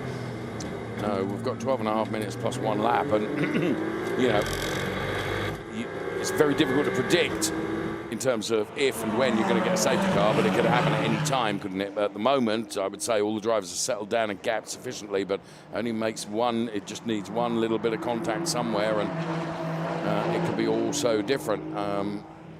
So Hendrik Viol then. Oh, and there's been strife for Marco Zanassi. Look, he's got rear wing damage and rear panel damage. Yeah, he and Henry Asita showing us dropping down the order, and since they were running next to each other, well, it looked like Marco was on his own, and he'd lost the back end of the car, and Henri Assid was an innocent bystander who tried to get out of the way, but unfortunately the two made contact, and that's a really a great shame, because it was there was certainly nothing, and Henri Assid will be absolutely furious because he had nowhere to go. Yeah, no, I mean, sometimes you're just unlucky and being caught out. Also unfortunate, obviously, for Marco Zanassi. He certainly didn't do anything maliciously, did he? You know, it's just unfortunate. Indeed. I mean, he'd done a great job until that point and salvaged a lot of championship points, which now obviously out the window. He, I think, will have to come into the pit lane. I don't think he can continue with that damage. 10.5 minutes remaining. Oh, that would be a tough ask. But let's see how the car handles. You know, we've seen stranger things. The 296 Challenge is an amazing car, and you know, sometimes it can run in tatters almost and still be fairly decently quick. But he would, I would suggest, he would get the meatball flag probably to say that you know, you have some stricken bodywork on the car. I'm just hearing and just seeing that under investigation. Potentially gaining an advantage by leaving the track is Hendrik Viol. Yeah, that would be a tall order, because I think he did that in avoidance of collision. Well, I mean, that's where Race Control are indicating that they're investigating. It must have been in that sequence where Del Favre was on the inside and Hendrik Viol went a little bit further and almost slingshotted that. I think that's where they will have a look at that. A penalty for Vincenzo Scarpetta for track limits, which in fairness doesn't really change a lot for him, given after his drive-through penalty he's way down the order in Pirelli. That information we get in our screen, and more often than not you will see it on on your screen. I'm also being advised that car number 92, which is Hendrik Viol, is going to pick up a time penalty for leaving the track and gaining an advantage. So that means that the live championship points, ignore those for the moment, because I don't think that they can possibly have accounted for the fact that that would drop Hendrik Viol down the order, and that's going to take Hendrik Viol certainly out of podium. Marco Zanassi, you can see, is out of the car and the crash helmet is off, and he'll be bitterly disappointed as well that his race is over. So there is confirmation of that time penalty of 5 seconds for this man, Hendrik Viol, for leaving the track and gaining an advantage. So that elevates Danilo Del Favre to P2, it elevates Hanno Laskowski to another podium, and means that Hendrik Viol, and this is how it happened. Now, there's Danilo going through. Now, Hendrik. Do you know what? I would never want to be in race control, but in fairness, where could he have gone, Nico? Well, I mean, you can see squeezed. You can see that Scuderia Ferrari is discussing that. I think the point that Race Control are making is actually Favre was a full car length ahead of him. There was space on the track, well, lift. That was probably the argument that they will say. You can't just go wide and then come onto the track in front of the other car, or you may have to give the position back. You say it correctly. I wouldn't want to make that call. I'm just thinking that might be the argument Race Control has. But it is what it is. Henrik Viol will still push as much as he can. It drops him from P2 down to P5 or P6 in class. Herbert Geis is roughly 5 seconds behind Henrik Viol as things stand right now. Certainly it changes, as you said, the live points championship, and you know, from our point of view as a neutral spectator, it bunches everybody up again. Yes, of course it does. I hear what you're saying, and you're absolutely right. Hendrik could have lifted.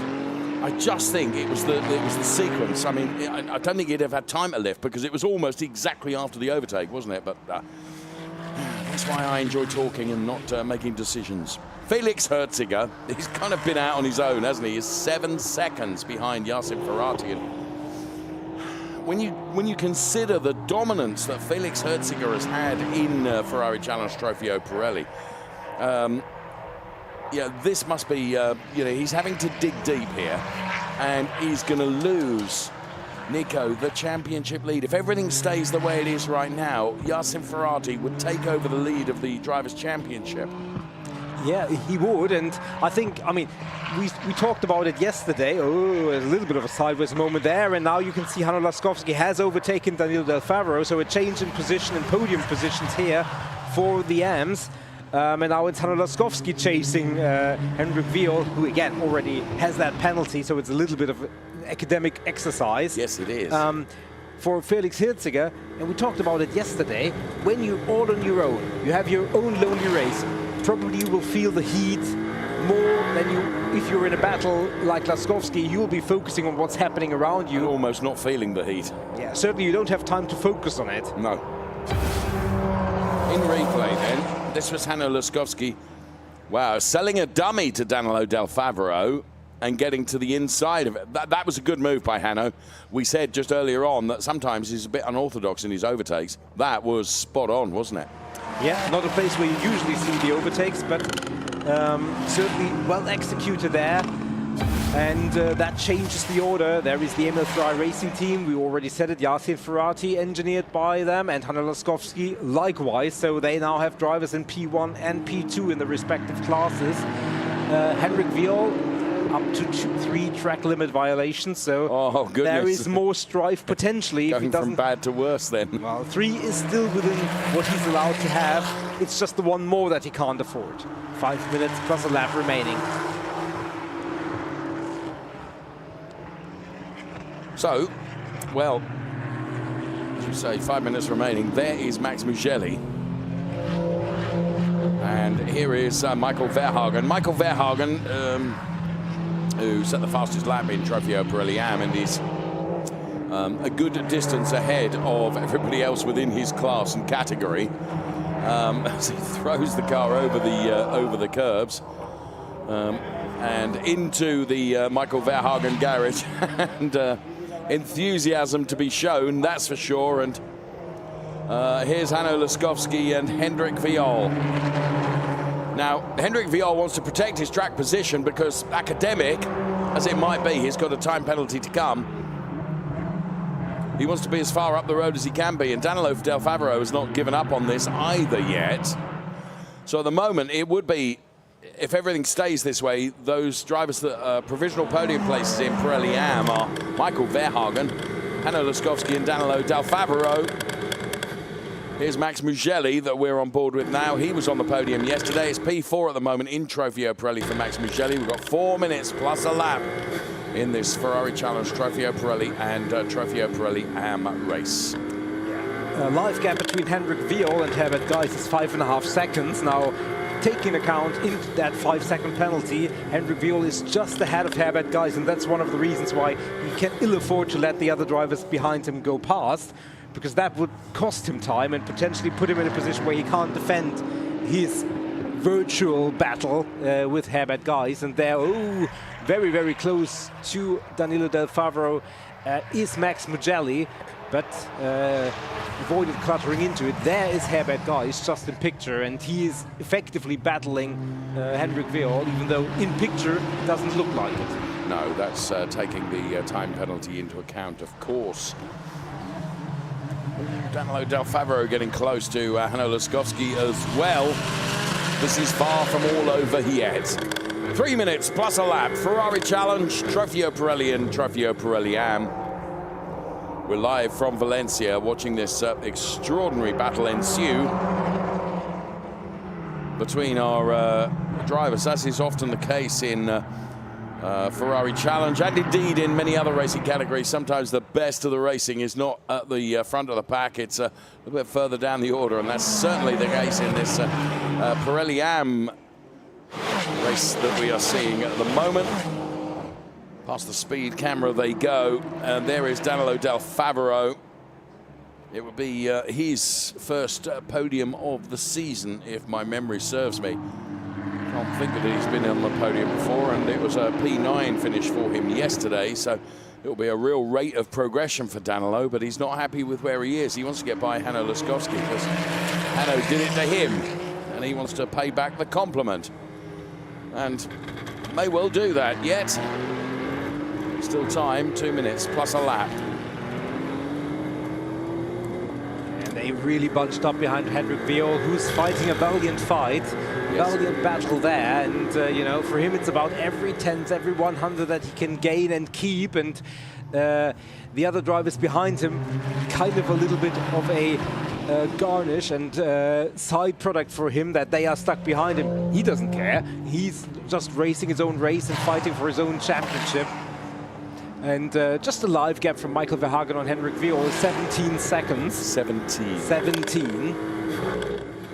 And with 1 minute 20 seconds plus 1 lap to go, Yasin Ferrati just crossed the timing line. I think it's going to be close whether he will cross the timing line, but I think he will cross the timing line when the clock has elapsed. So it's probably this lap plus 1 more, but it's going to be down to a few seconds. Okay, here's Hendrik Viol being tracked by Hanno Laskowski as they cross the timing line right now. Hanno Laskowski, he comes out of the air and the slipstream of Hendrik Viol. You can see the Hendrik Viol car is looking a bit twitchy on the back end now. I mean, for all of these drivers that have run as close as they have together for lap after lap after lap, credit to all of them that there hasn't been a coming together, because it would be so easy to happen, wouldn't it? But Hendrik Viol defending from Hanno Laskowski.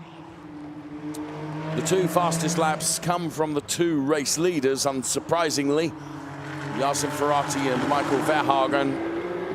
And, well, Hanno Laskowski is looking and really filling the rear view screen of Hendrik Viol full of the blue and yellow Emil Frey racing car, as Hanno tries everything he can to unsettle Hendrik Viol. One of Hendrik's many, many skills, Nico, is his ability almost sponge-like to absorb pressure and not be threatened or pressured by it.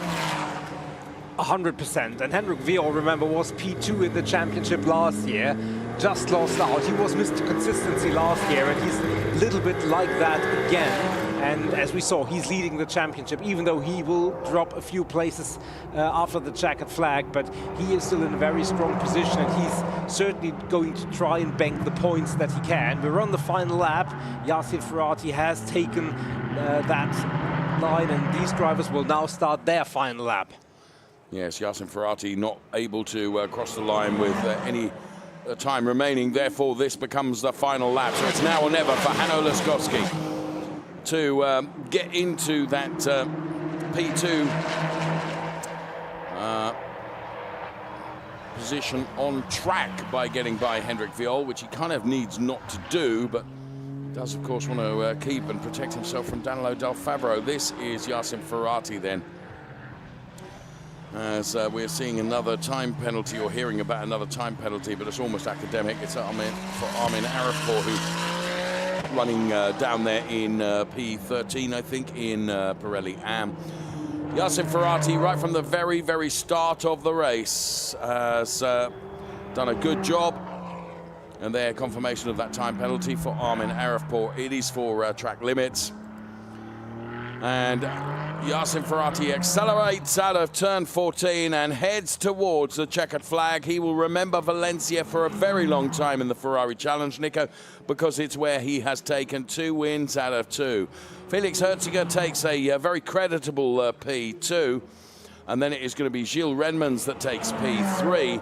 For our AM drivers, Michael Verhagen crosses the line to take the win for Ferrari Challenge Trofeo Pirelli Am. Now, Hendrik Viol on track will take P2. However, he has got a 5-second time penalty to be added to his race time, which will elevate Hanno Laskowski to P2 and Danilo Del Favro to P3. So there you can see Hendrik Viol dropping down the order then. And actually, he's really, by dint of there being 2 Trofeo Pirelli cars in the mix as well, on track, because that time penalty, of course, applied to Hendrik Viol right at the end of the race. The winner is Yasin Ferrati. Hendrik Viol, well, he'll still lead the Drivers' Championship, even though he finishes off the podium, Nico, P4. Yeah, Herbert guys came within 2/10 of Hendrik Viol, but didn't quite make it. Andrew Morrow, creditable performance from him, had a lowly start position, made it up into P6 in class. Not his standard, he was on the podium yesterday, but at least salvaged something out of this, which looked fairly grim after qualifying. But Michael Verhagen, he's found his form once again, and as we saw in the live championship, he is figuring into that, and he will certainly have his sights firmly set on getting on terms with Hendrik Viol in the overall standings. Yeah, there's still enough racing to come, Nico, isn't there? Here are 2 race winners, Am and Pirelli, running in tandem. And there are some of the spectators. Great number of spectators here in the heat, which is I'm admiring everybody who has decided to come to the Valencia circuit, enjoying some great Ferrari action. The beach is quite an appealing place, but shout out to all the fans who are here and enjoying this with us. Yes, we are jolly glad that you are here. Cars are all on their slowing down lap and heading towards the Parc Fermé area, where, of course, they will be congratulated in due course by teams, families and guests that will be accompanying. And Yasin Ferrati, then, he celebrates 2 out of 2 this weekend. Been a very good weekend for he and for the team, of course, ML Fry Racing.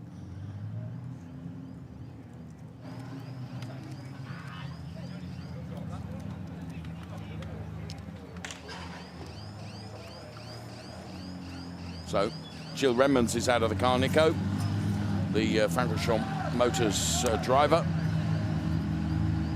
Yeah, wasn't classified yesterday, much better race today.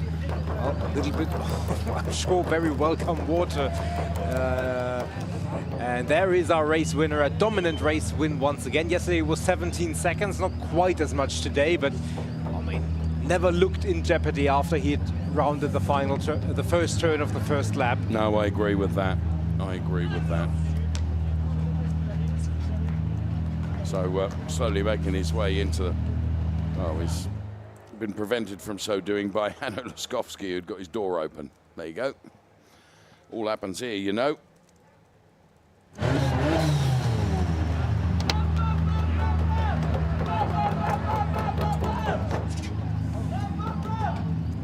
His cool customer is, again,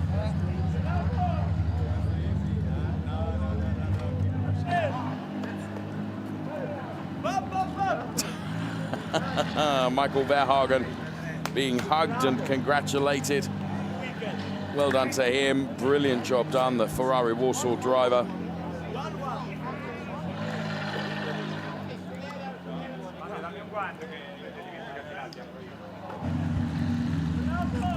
Lots of congratulations going on all around the area just below the podium. We'll be seeing drivers 2 podiums to come. Here is confirmation of the classification for Ferrari Challenge Trofeo Pirelli. Yasin Ferrati ahead of Felix Herziger and Gilles Redmonds. Then it was Enzo Trulli, Max Mugelli, Vincenzo Scarpetta, and unfortunately a non-classification for Henri Acide. We will bring you the AM classification in just a moment. Less than just a moment, because there it is. Michael Verhagen, P1, ahead of Hanno Laskowski, Danilo Del Favro, then Hendrik Viol, Herbert Geis, Andrew Morrow, Nobuhiro Imada, Angelo Fontana. They are the top 8. Michael Verhagen, of course, coached by Larry Tenvorda. Shout out to Larry. David Gosner, P9, Anders Bidstrup, P10, Otto Blank, P11, Jakob Bidstrup, P12. Then it was Armin Arifport and Marco Zanassi. So we will be hearing from our race-winning drivers. The first of those is going to be Yasin Ferrari, then driving for the Emil Frey organisation. Emil Frey know how to get the best out of drivers and the best out of their machinery as well, and a well-established and well-renowned motorsport team. And we're going to be hearing from the driver of the number 1 car, Yasin Ferrari. He's with Ludovica right now. Yasin, congratulations to pole position and 2 wins in a row here in Valencia. You made a perfect weekend with your team. So I want to discover with you your feeling and how do you build this weekend and this race? Yeah, first it's incredible. I think that's what we call a perfect weekend. And it all starts from the first test. We already saw that we have a mega pace, and from that on we start to build up our confidence. And in the end, I think it was just keep the car on track and focus on driving. Thank you, congratulations again. Thank you very much.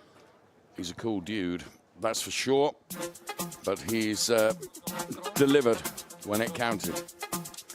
Up next, as I mentioned then, Michael Verhagen, member of the Larry Ten Voorde Driver Academy, and he has done it again. It's been a great weekend for the driver of the number 33 car, driving for Ferrari Warsaw. It's 2 wins for Michael Verhagen. In my opinion, that makes a total of 3 in the season so far. Let's hear from him now and see how he's feeling and discover his emotions at the end of that race. Michael, congratulations, another important victory and result for you here in Valencia. I want to discover with you your strategy and your feeling after this weekend. Yeah, no, the feeling with the car was, again, like yesterday, perfect. Yeah, the only thing you need to fight against is the tires. So just like yesterday, easy, a little bit more higher gear, dosate the traction, and just let it roll and don't push. That's the key, and it went well. Just quite got along with the pros and leave a little gap. But yeah, I'm very happy with the results. Thank you for your time and congratulations again. Thank you. Really interesting what Michael was saying there about perhaps adopt a higher gear than maybe you would and be smooth. So as the cars set off then for Ferrari Challenge Trofeo Pirelli Race 2, initially Felix Herziger had just got the jump on Yasin Ferrari, but in the second part of the start, Yasin Ferrari was okay, and into turn number 1, Henri Acid and Hanno Laskowski and Hendrik Viol all running very, very wide, but Yasin Ferrari had got the measure of Felix Herziger and converted the pole position into the race lead for Ferrari Challenge Trofeo Pirelli. For the Pirelli Am drivers, it was Michael Verhagen, who was at this point being chased by Hendrik Viol. Right at the start of the race, there were a number of drive-through penalties to come. One of those was for Vincenzo Scarpetta. Now, Jacob Bidstrup found the gravel, but thankfully was able to recover the car from there, which didn't mean that we had to have a safety car intervention. And Andrew Morrow doing as much overtaking as he could to try and replicate his podium place from race 1, although it wasn't going to happen in the end. Number 80 car was driven by Angelo Fontana. Then the biggest battle was coming with the Am drivers, but unfortunately one of those, Marco Zanassi, going around, and the unsighted Henri Acid, who did his level best to try and couldn't avoid the spinning Marco Zanassi car. David Goster was also pushing on during the course of the 30-minute plus 1 lap race and making overtakes wherever he could. But for Yasin Ferrari, it was a relatively comfortable drive all the way to the checkered flag. And that was also the case for Michael Verhagen, who would take the win for our Trofeo Pirelli Am drivers. So Yasin Ferrari for Pirelli, Michael Verhagen for Pirelli Am.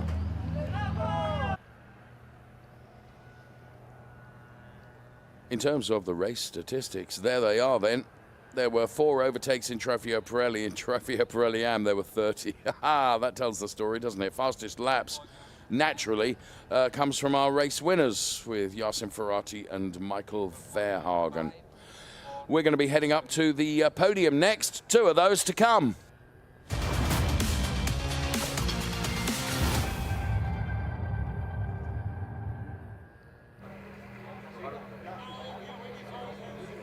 Mr. Michele Mambelli will be bringing the drivers out onto the podium.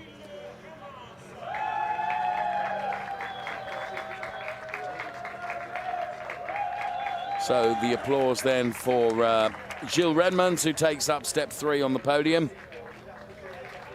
Step 2 will be the domain of Felix Herziger.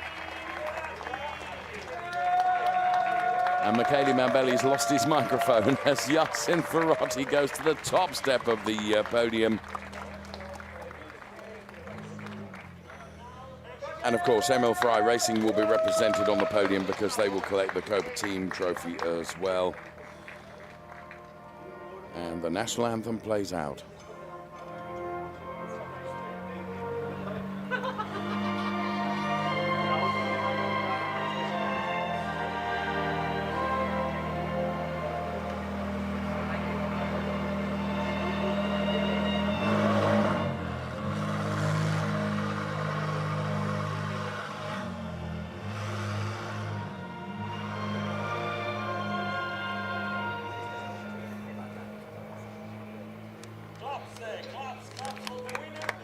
So the anthem having played out then, well done to all our podium-placed drivers. Here comes Thomas Neubauer, Ferrari factory driver, to make the trophy presentation to Gilles Redmond.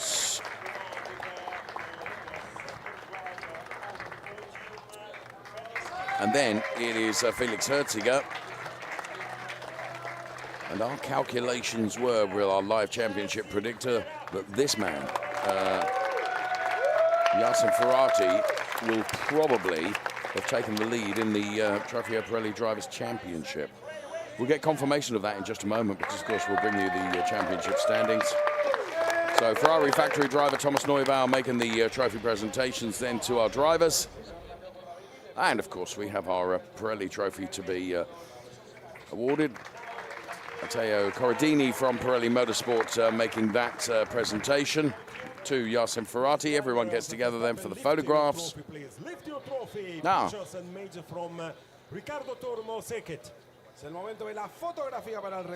so photographs being taken then. Our top drivers in Ferrari Challenge Trofeo Pirelli, those that are on the podium. Who is going to win the champagne race? Felix Herziger by a country mile. No question about that. So top 3 drivers then in super slow-mo. Here are the cars for Francorchamps Motors Brussels. Gilles Redmond then P3.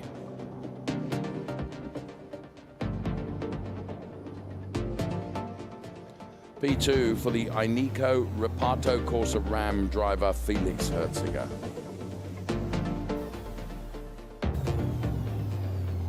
P1 for Emil Ferrari Racing and Yasin Ferrari.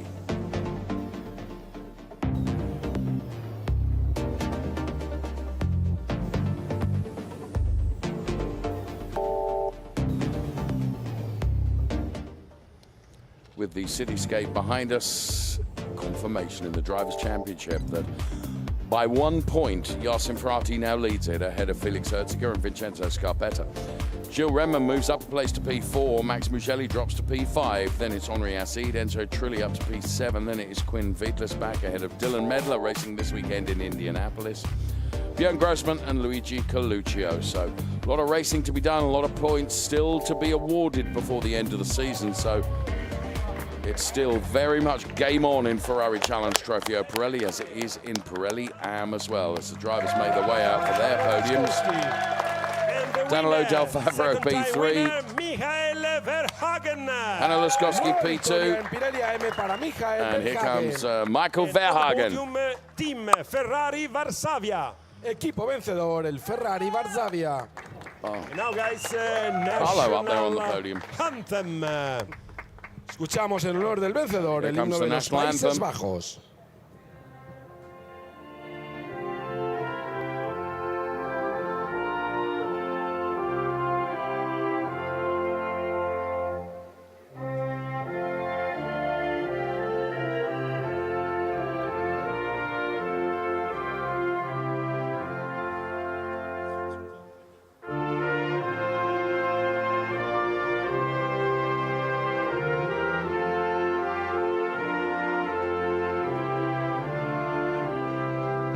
Amazing podium for the winner. The trophy are presented by Thomas Nubeher, Ferrari factory driver. Here comes Thomas Neubauer once again making the Trofeo, making the trophy presentations for Trofeo Pirelli. Danilo Del Favero. Danilo Del Favero, and now Thomas for the second driver in this race, Hanno Laskowski. And that's Danilo's first podium of the season. Hanno Laskowski receives his trophy. And the big trophy for the winning P1 driver, trophy is for Michael Verhagen. Y el vencedor, Michael Verhagen, recibe ese premio como ganador de ese Trofeo Pirelli AM. And now the trophy for you, for your work, for Team Ferrari Varsavia. So Ferrari also in receipt of their trophy as well. And now the Matteo Corradini. Here comes Matteo Pirelli then with Motorsport the presents the trophy Pirelli for trophy. the winner, Trofeo Pirelli, Michael Verhagen. El representante de Pirelli Motorsport, Matteo Corradini, entrega el trofeo. Everyone Pirelli together para for el ganador, the Michael photographs. Verhagen. And now all drivers and guests on the podium. Lift your trophy, driver. Lift your trophy.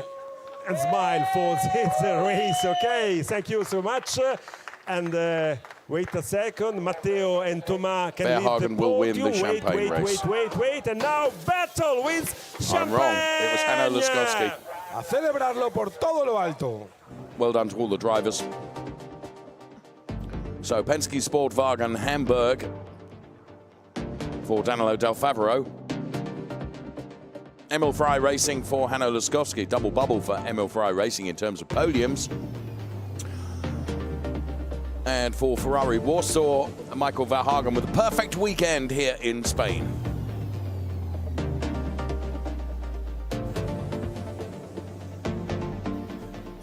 So we will take a look at the Drivers' Championship standings now for the Ferrari Challenge Trofeo Pirelli AM drivers. Here they are. Right, P1 is Hendrik Viol. Michael Verhagen, though, has moved up to P2 in the Drivers' Championship ahead of Marco Zanassi and is 14 points behind Hendrik Viol. Then Andrew Morrow, Herbert Geis, Hanno Laskowski, and the rest of the order you can see. So, again, still a lot of racing to be done before the end of the season and before the championship honours are awarded. Nothing is taken for granted yet. Of course, for our Trofeo Pirelli and Pirelli AM drivers, they'll be heading off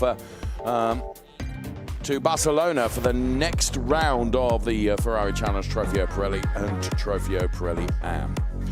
The Circuit de Catalunya awaits. We still, though, have a Copa Shell race here on the program for everyone in Valencia. So from our Pirelli and Pirelli AM drivers, well done to them. In searing heat conditions, they have done a good job, and we'll see you in Barcelona if you can't join us for the Copa Shell race, which is next. Bye-bye.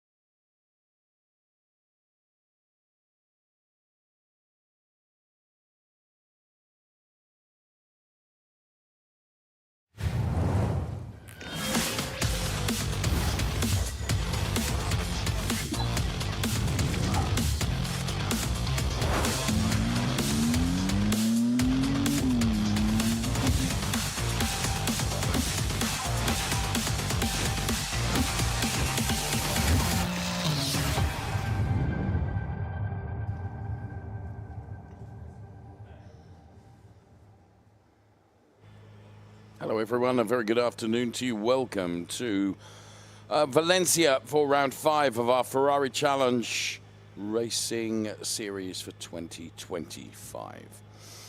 We are here with our Copa Shell drivers ready for their 30-minute plus 1 lap race, and there is the Richard Mills safety car which will lead them away for their formation lap. Let's bring you our formal and official welcome to Valencia.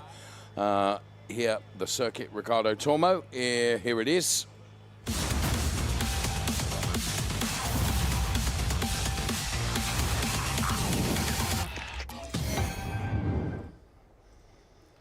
Phenomenal circuit, in my opinion, because it's built like a stadium. We are halfway through our season for 2025, having been to Monza, Misano, Hockenheim and Brno. Here we are in Valencia, the first of 2 weekends in Spain, because Circuit de Catalunya next in Barcelona, then Spa-Francorchamps, Belgium, and then Mugello. Right at the end of October for our final round, and also the Finale Mondiale event. The track temperature is 61 degrees. The air temperature is 35 degrees. The cityscape of Valencia behind us, as you can see. Reminiscent of far-flung destinations, I would suggest, both in terms of how it looks and the temperatures. Here is Thibaut Valent, then the Gome Motorsport Baron Racing driver, going from P4 on the grid. See plenty of focus on the face of Thibaut Valent. His lap time was enough for P4. However, our pole sitter, Ineco Reparto Corsa Ram driver Manuela Gosner, driver of car number 193, who was victorious yesterday, taking her second win of the season, and did a great job in qualifying, putting it on pole position. Alongside will be Oscar Rinčević. There is Fabrizio Fontana, who is going from P5 on the grid. There is his driver coach. You can see him with the headphones on talking to him now. That is Stefano Guy. And he and Fabrizio Fontana have a fantastic relationship. This is NM, driving for the Rosso Corsa team, going from P3 on the grid. And there you can see just what an awesome machine this is, the Ferrari 296 Challenge car.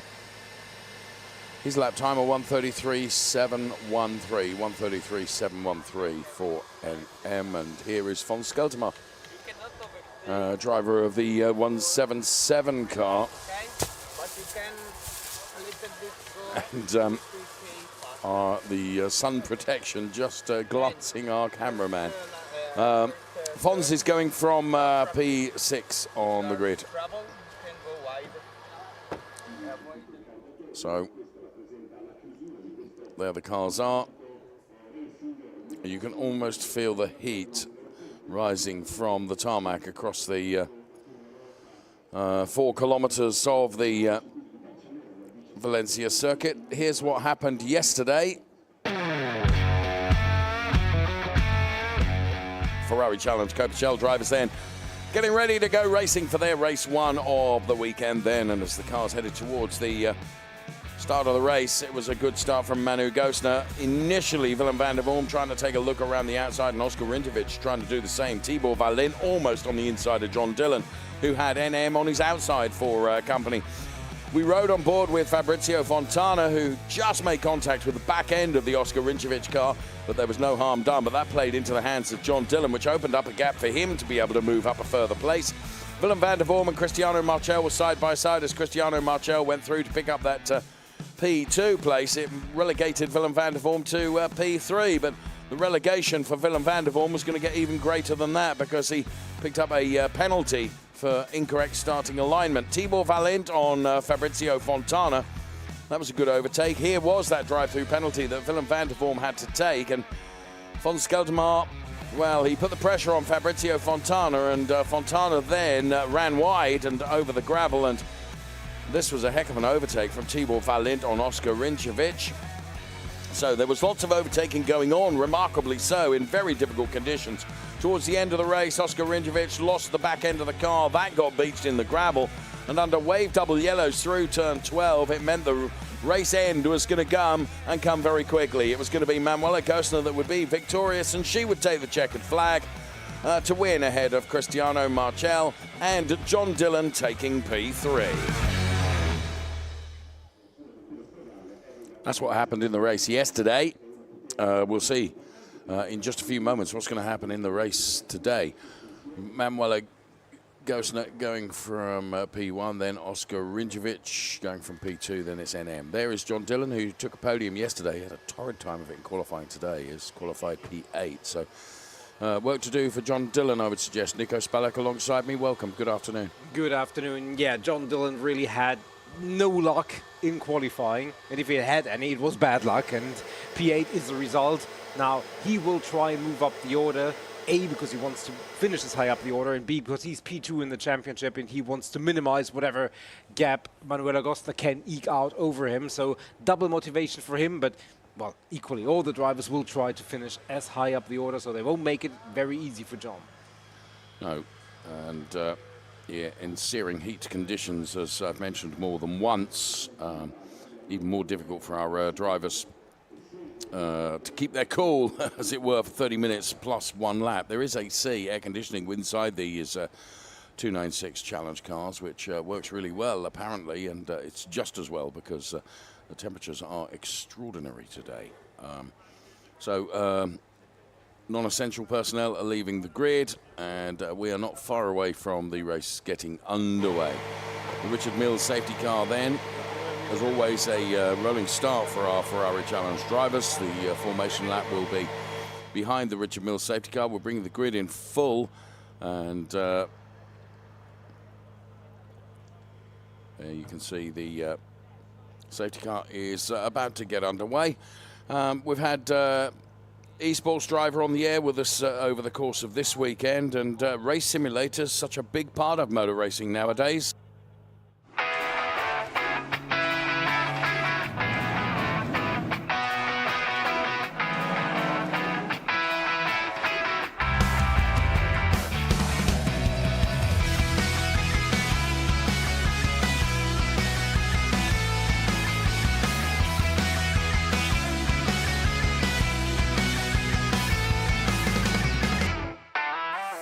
Okay, Manu, so what's the main differences you've noticed between simulator and real life? The biggest difference for me is for sure the braking. That's quite difficult, and I would need a little time to adapt to the pressure of the pedal and to the braking point and to catch the right entry speed. The line is it's similar, and the asphalt has a lot of grip, but the braking is for sure the thing I have to learn the most.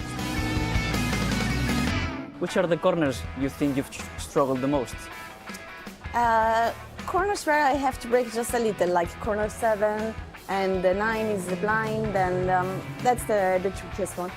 Well, I'm sure I can give you some advices so you improve a bit your lap times. I'm sure I have seen you driving. You can give me a great advice.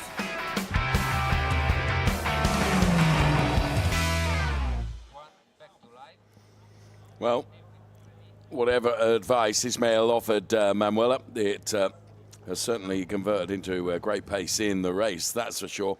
4.005 kilometers, the Valencia circuit. Then it carves its way around this almost stadium-like complex, 14 turns, and it's the longest straight is between the final turn in the race, which is turn 14, and the first turn in the race, which is turn 1. That is the only lengthy straight indeed.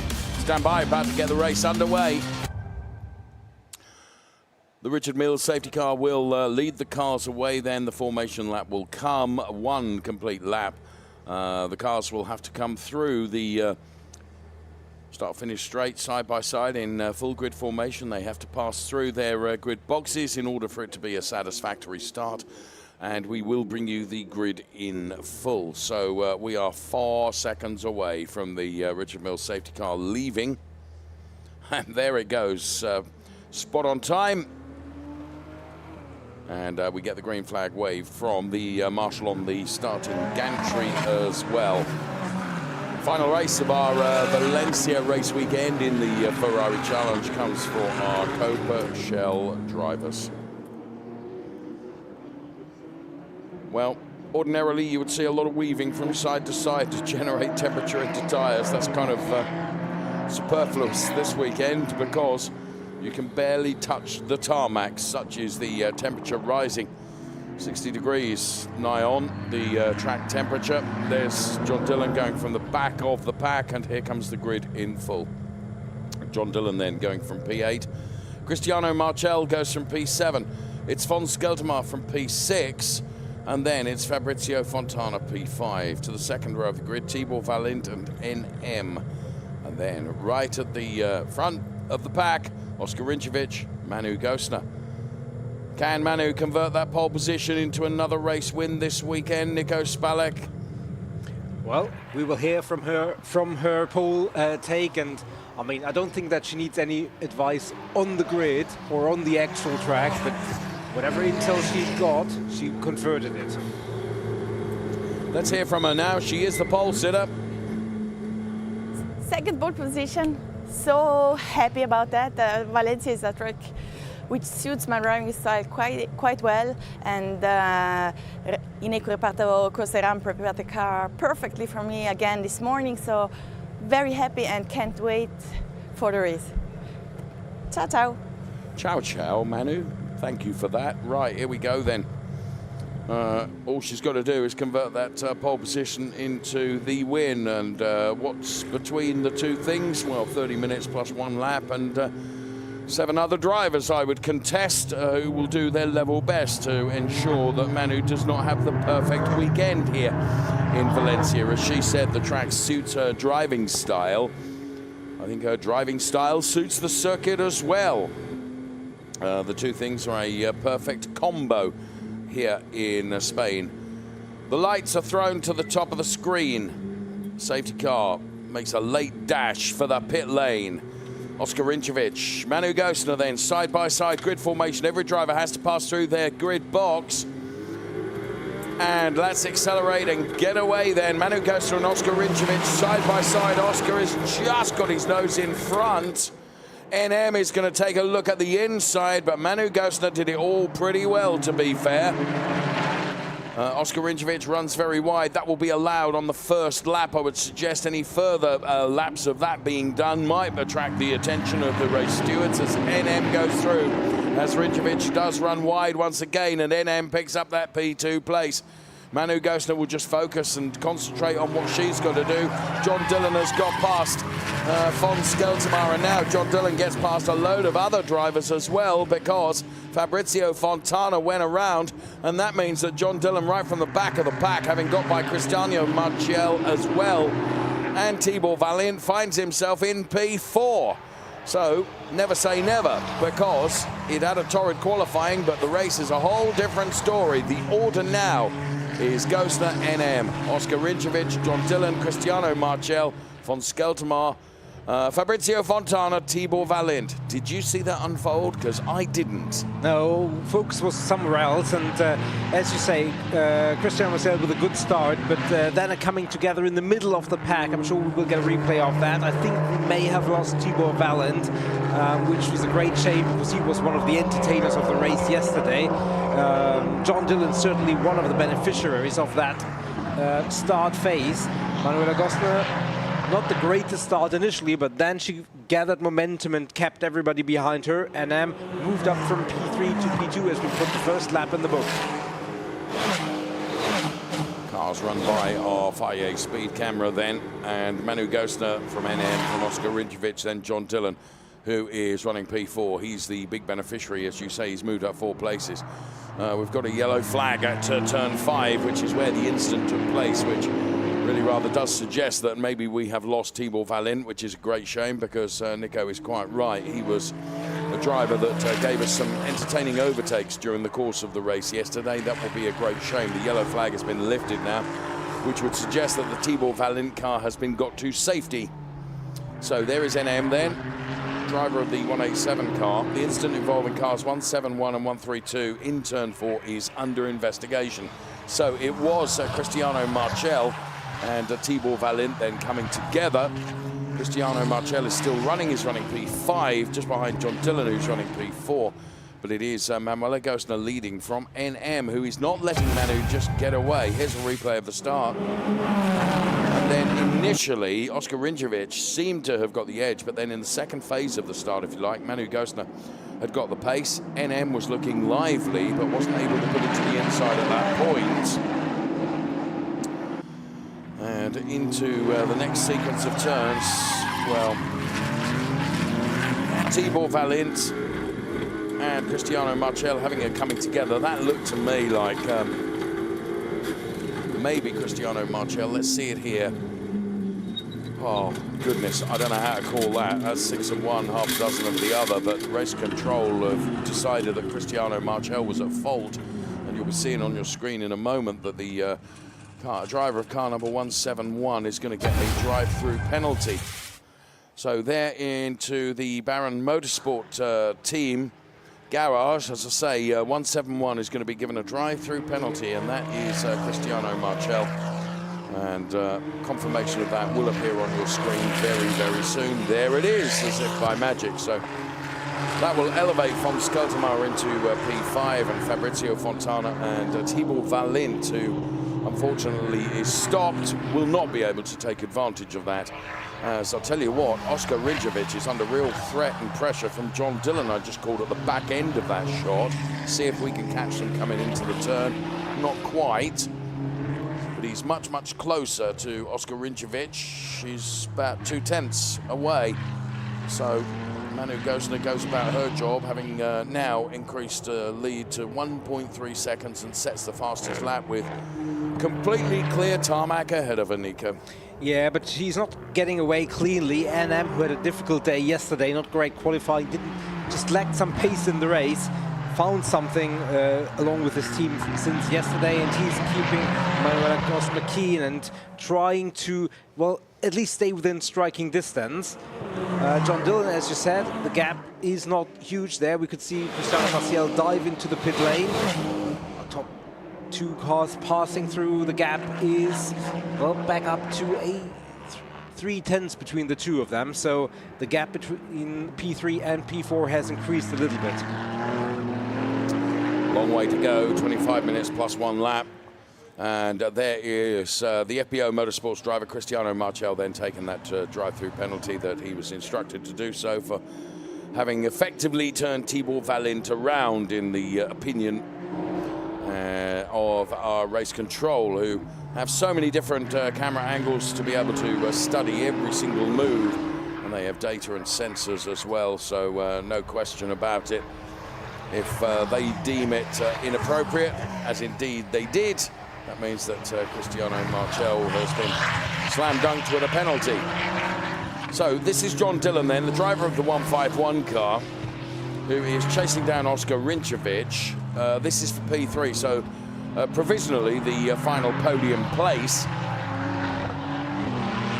John Dillon accelerates away, driver of the 151 car. Has had a couple of podiums. More than a couple, he's had 2 or 3 podiums this season. He hasn't had a race win yet this season, which is perhaps belying of his talents. Nonetheless, always consistently scoring points, and actually that consistency when it comes to a championship, it may not attract the glory of lots of race wins, Nico, but at the end of the season, what matters?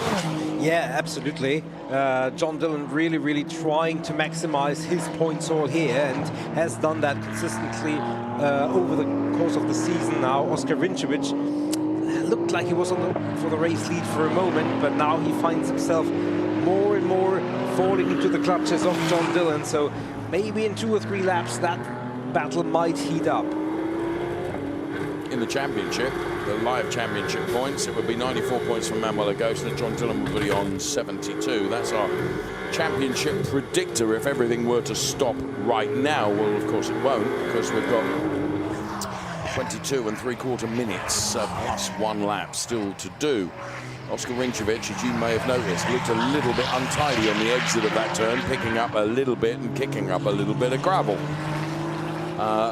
John keeping it super smooth at the moment in the 151 car, and he will probably pick his moment in the race, Nico, in terms of when to really pile the pressure on, if indeed he is able to do so. because to run consistently in the dirty air behind a car in these temperatures going to be very, very difficult indeed to maintain that for 22 minutes plus a lap, I would suggest. Yes, for sure. John Dillon, let's have a look. The last lap time for Oscar Rinčević was a 1:36.572. John Dillon, 2.5 tenths quicker, although he also picked up a track limit warning. It's his first one, so nothing that will trouble him immediately, but something that he can't do too often, both clean through turn 1. So John Dillon slowly reeling in Oscar Rinčević, and as you say, he will try to be decisive once he gets into the strike zone. Yes, and I think that's key to it, really, because you've got to be absolutely determined and make it count. And Oscar Rinčević is certainly a difficult driver to overtake, that's for sure. He's been really, really impressive since joining the Ferrari Challenge. He's raced here in Europe, but he's also done one round in the UK. And I remember seeing him, funnily enough, here in Spain, in Navarra, when we raced with the Ferrari Challenge UK in Spain, opened the season there at Navarra this year, and I was really impressed with Oscar Rinčević. Yeah, I mean, the Ferrari Challenge spans far and wide with Japan, the UK, North America and Australasia alongside with Europe. And great to see drivers taking part in campaigns in different regions. And Oscar Rinčević is just one example of those. Manuel Agostino has stretched the lead to 4 seconds over NM, so really, really now moving up the grid and up the field.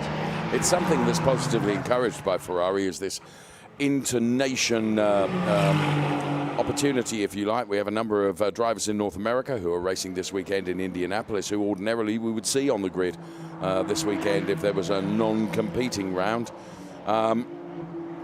So we have drivers from North America who join us here in Europe. We have European drivers that race in Japan and North America. So yes, the mixing up of the nations is something that is of great appeal to our Ferrari Challenge competitors, and Fabrizio Fontana is one of those, driving for Formula Racing in the 169 car, running in P6 right now. We have the telemetry on his car, as you can see, being delivered direct through that little aerial that you can see on the windscreen. It's being delivered direct to us in our studios here. And every single input, whether it be by gears, by accelerator or by brake pedal, we can see. And indeed, we can see a direct replica of the rev counter as well. So he revs it to 8,000 revs. That's optimum for gear change, just a tad over 200 kilometers per hour before braking. And then back on the throttle once again, but feathering and being a bit gentle before mashing it through the floor, as I'm sure he has done. So Manu Gostner leading by 5.224 seconds ahead of NM, and then Oscar Rinčević and John Dillon, who's staying on board with Fabrizio Fontana, climbing just a tad uphill right now. Just kiss that apex, this chicane, but long, sweeping left-hander as you come downhill now, getting the braking point spotted just right, getting good entry into the turn and not running too wide on the exit is critical to how you make turn 14 work. And Fabrizio Fontana crosses the line, puts another lap in the book as we stay on board with him now, past the speed camera, and now braking into turn number 1. Turn number 1 is another criticality with regards to making sure you keep the car rotated, but also keeping at least 2 wheels on the tarmac rather than extending across the white lines, and therefore potentially picking up a track limits warning. 18 minutes plus a lap still to do in this Ferrari Challenge Coupé Race 2. Fontana is one of the quickest drivers currently out on the circuit. Another one is Cristiano Maciel, but he obviously having taken that drive-through penalty way down the order. The gap from Manuel Agostino to NM has crept up to 6.7 seconds, but in return Oscar Rinčević has come a little bit closer. The gap from between P2 and P3 is down to 2.6 seconds, and that means the battle for P2 and 3 might heat up in just a few moments. Manuel Agostino certainly looks untroubled. Yes, I think I would agree with that. Everything looks perfectly fine for Manu Gostner. This is our championship predictor. Then 94 points for Manu. John Dillon would be on 72. They would be P1 and P2. Then it would be NM, Fabrizio Fontana, and then Cristiano Marchel. That's the way it would look in the Live Drivers' Championship, our championship predictor. But that's only if the race finished right now. Now, bear in mind, Manuela Gosner would take a perfect points haul from today, but she would get the point for pole position. She would have a point for the fastest lap in the race, and she would bank maximum points for the race win. So you kind of can't get any more points than Manu would be able to seize from this race if everything stays the way it does at the moment. However, it's feasible, it's possible. It might be unlikely, but it's possible somebody could still set another lap, which is faster than that Manu has set in the race so far. I think it's blooming unlikely, but never say never. Here is NM. P2, and you could just see in the back of the picture the Oscar Rinjovic and John Dillon car. Well, Manu has had her fair share of misfortune early in the season, and I mean, probably in terms of race win, she looks fairly consistent, but we've seen a safety car change the face of a race many, many times. Not something we hope for, but you never know, and therefore driver coaches and teams will sometimes tell their drivers, well, you might be quicker, but don't push too much, because if a safety car comes and you've built a great gap but used up too much of your tires, there is kind of no benefit. Just stay calm, preserve your tires, stay consistent, and that's what Manuela's doing. In all of my years involved in motor racing, I don't think I have ever had a racing driver, or indeed a driver coach, tell me what is considered to be a good gap and a safe gap and an adequate gap. You know, there just isn't a figure for it, is there? You know, everyone has a different opinion. I mean, I would suggest, you know, Manu with 8 seconds in a very, very comfortable position, but as you say, the 8 seconds would turn into 0 if there was a safety car. And whether she had 8 seconds, 16 seconds, or 24 seconds, that would be the case, wouldn't it? You know, you lose whatever benefit you've got. But that, of course, is, you know, it's all about probabilities, isn't it? I would suggest with the grid that we've got, the likelihood of a safety car with every car gapped quite reasonably, it's unlikely. The commentators jinx at work, possibly, no. Manu Gosner leading, Oscar Rinjovic has come a little bit closer again to NM. The gap is now 1.88 seconds. John Dillon, meanwhile, you can see his gap has stretched a little bit again, so the gap currently fairly equal from Oscar Rinjovic to the front and behind, but the trajectory certainly brings Oscar Rinjovic much closer to NM than the other way around. I think we saw yesterday the super smooth driving of John Dillon paid dividends in the end, didn't it? And just sometimes, not overstressing yourself, not overstressing the car, and allowing the race to come to you, and for others maybe to make mistakes that you can take advantage of. I mean, with all due respect, John started right at the back of the pack. Look where he is now. And that's because of being able to take advantage of others' misfortunes. Sometimes you have to do that in racing. And so who knows? What I do know is we've got 13.5 minutes plus 1 lap of this Ferrari Challenge Copa Shell Race 2 here in Valencia. It's this race that will bring close to our weekend. There's John Dillon's driver coach, Matt Griffin, who knows a thing or two about winning races and driving race cars, and he's an all-round good guy, and he is coaching John Dillon. They have a great relationship, and John Dillon now at 220 kilometers per hour, jolly near, before having to brake. Back on the gas again, running downhill now before climbing uphill once again on this more undulating than you think circuit. Ricardo Tormo, so named after the two-time motorcycle world champion. Manu Gosner with 10 seconds to the good, as near as makes no difference, over NM. Oscar Rinjovic not really able to get on terms with NM, and equally John Dillon not able to get on terms with Oscar Rinjovic either. So that's what I'm saying about everyone being gapped, Nico. And there you can see it. It's palpable, isn't it, from our shot there. The P2, 3 and 4 drivers, each with the same number of car lengths between them. Yeah, for the time being, obviously there is no attack possible for any of the positions. Will that change? Probably. There you can see John Dillon just clawing back a little bit, 3.5 tenths almost, and likewise Oscar Rinčević just clawed another 2 tenths away from NM. So that trajectory possibly meaning that once we get to the final few laps, the battles might heat up. But we've seen it. Sometimes it's just an ebb and flow in the race, and whatever works for a driver for a few laps, then tire pressures change just a little bit and the car gets into more of a rhythm. But especially through the slower parts, it really looks like John Dillon can get a little bit closer to Oscar Rinčević. There is Fabrizio Fontana behind the von Skeltema car, and that's another gap that is slowly and slowly evolving. Sometimes it is that slow evolution that pays dividends come the end.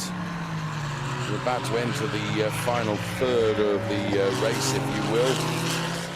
And there is von Skeltema's partner Cyril watching on as von Skeltema is steadfast in that P5 position. He's raced with the shark's teeth in the front of his 296 Challenge car, and indeed every iteration of Ferrari Challenge car that he's had over a supremely long career in the Ferrari Challenge, and he gets just as much enjoyment out of racing today as he did when he started back then.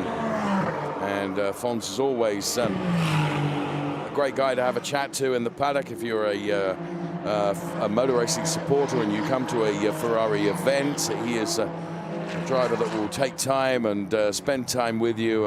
He's always there for his fans, of which he's built a legion, and part of that is because of his teeth. Well, not his teeth, the teeth that are shown on his car. I didn't mean he has any orthodontia. I mean, I don't know what I'm saying now. Right. Oscar Rinčević is now palpably closer to NM. It's less than a second. It's actually 6.5 tenths only. And dare I say, once Oscar Rinčević gets into strike distance of NM, that might bring John Dillon into play. That might bring von Skeltema into play. All of a sudden, maybe with the exception of Manu Gosta, we might have everybody bunched up. Well, we can dream. Maybe there's a bit of clever strategic thinking going on here by the likes of Fons and maybe John. And right, I'll let Oscar do all the hard work and get involved with NM. There'll be a heck of a tussle between the two of them, and we'll be there to pick up the pieces potentially. Just saying. Potentially. As probably as likely as me being able to propel one of these cars around here as quick as our drivers do. So. Not much, but, you know, Oscar Rinčević definitely is closer. You're absolutely right. He was within 5 tenths last time around. Oh, well, NM has responded a little bit, Nico.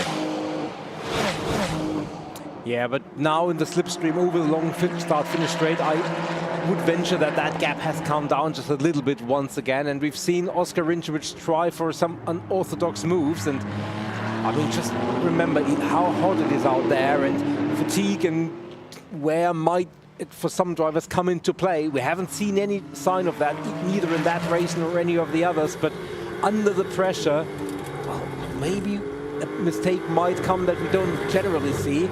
It's going to be very, very interesting, and there is Oscar Rinčević, not close enough yet, but 1 or 2 further laps might be there, and there is John Dillon, and he is edging closer and closer again on his side. The gap to von Skeltema also just 2 seconds. Fabrizio Fontana 1.5 seconds further. So it's really, really coming closer with 8 minutes remaining. Oscar Rinčević, 7.5 tenths, and especially through these slower corners, the gap is really, really visibly narrowing down. Right. It's all very well, though, the gap narrowing and him getting closer, as we've said, to the point of no return almost. It's all very well being fast as the car in front of you, or faster than the car in front of you. Unless you can find a way by, it's futile, isn't it? And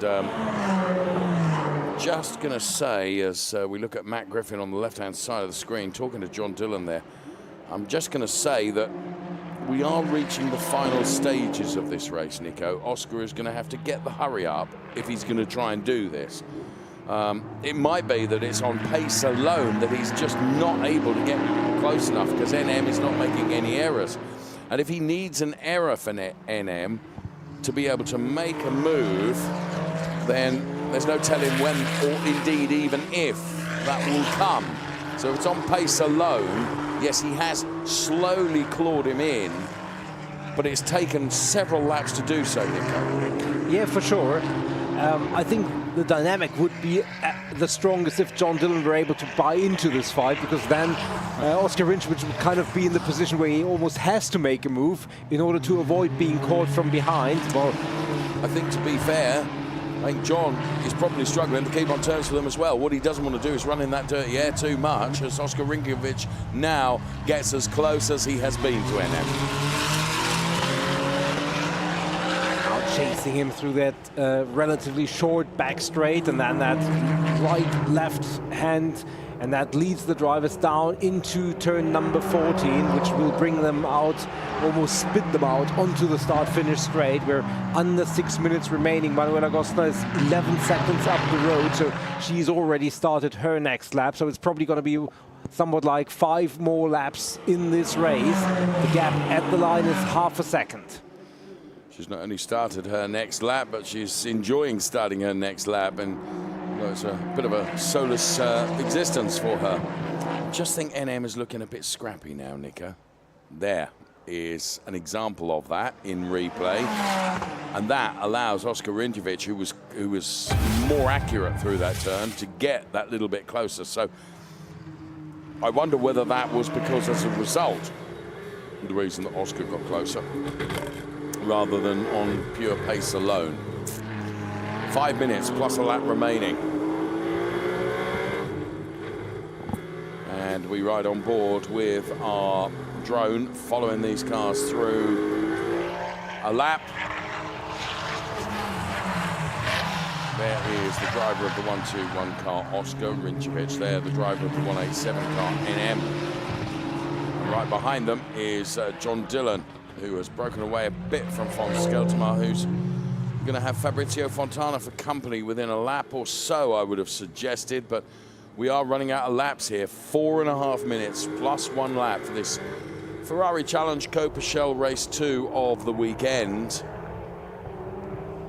All fairly evenly matched. Just looking at the last lap times, Rinčević and John Dillon. John is quicker. We also need to be aware of the fact John Dillon's now up to 2 track limits, Nico. Yeah, track limits not been a big story of this race. Nobody had 3. Remember, 3 is just still okay. 4 is where it's no longer okay, and there is a sideways moment. He was very, very... he took the widest line he possibly could into turn number 1 to try and get a slingshot. But in so doing, he almost lost grip in the back end of the car because it was a dirtier part of the track, Nico.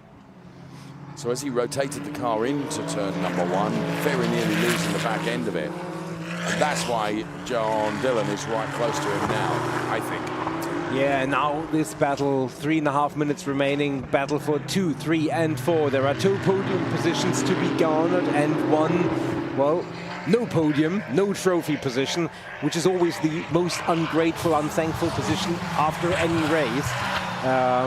Nothing for the mantelpiece, and I think Oscar Rinčević now is in that position where can he still focus on attacking, or does he already have to look in his mirrors every now and then? Von Skelterma, he will have Fabrizio Fontana for company. And so for him, rather than trying to get on terms with John Dillon, also giving some thought to Fabrizio Fontana will be relevant. John Dillon just picks up track limit warning number 3. So whatever we just said, this part of the equation is now also getting more and more interesting. Manu Gostner just starts the lap, and with a lap time of 1:37, she will have 2 more plus 1 lap, so 3 more laps remaining, including this one. Oscar Rinčević has just picked up his 7th track limit as well.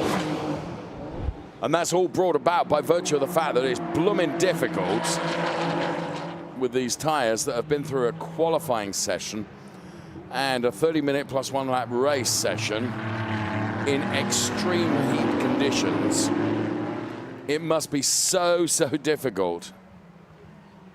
NM, I have to say, I've been really impressed with his ability to absorb the pressure from Oscar Rinčević, which has been in existence now for quite some laps, Nico.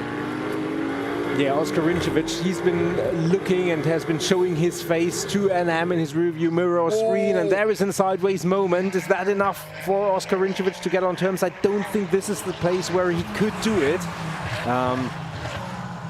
But I think Oscar will take that as a sign that there is an opportunity, there is still something possible. And then NM will have to regroup. I think he's done that. But is that also a sign of maybe him slipping a little bit more than Oscar Rinčević? We will find out. I think both are potentially correct as he has to use opposite lock now on nearly every corner. These three are bunched up really together now. Oscar Rinčević, there is John Dillon, there is NM, and NM is wayward. There is no question about that. Oscar Rinčević is now thinking about, I've got to try and attack, but I've got to defend at the same time. Into turn number 14 they go. We've got a minute plus a lap remaining in this Ferrari Challenge Copa Shell race, and Von Skeltermar and Fabrizio Fontana are going to be on this as well. Matt Griffin, as we split the shot, is talking to his driver John Dillon as we speak. There you can see the wide line that Oscar Rinčević tries to take into turn number 1 to get something of a slingshot. John Dillon just taking a look at the inside of Oscar Rinčević, but he's not close enough. Von Skeltermar is about to receive his invitation to this four-way party as NM continues. I have to say, it has been a race of attrition over the last few laps for him to be able to hold on to this P2 place under immense pressure from those drivers that are running behind. We follow them with our drone. Again, John Dillon able to get much closer to Oscar Rinčević as NM runs really wide now. Is that enough for Rinčević? He did it last time around. Here comes John Dillon on the inside of Oscar Rinčević almost. He knows it's now or never. So NM runs really wide. Oscar Rinčević on the inside now. Surely he's done enough to go through. John Dillon, was he able to take advantage as well? Not quite. So Rinčević, after lap of trying, has got through and has relegated NM to P3, and now, like an injured rat, is escaping up the road is Oscar Rinčević. Well, and at NM, no respite, no breath, because John Dillon is now following exactly what Oscar Rinčević was doing and putting the pressure on him. And if he gets by, well, there's Von Skeltermar waiting. So it's only one more lap after this one. It's 2 minutes maybe, but NM has to defend for all it's worth.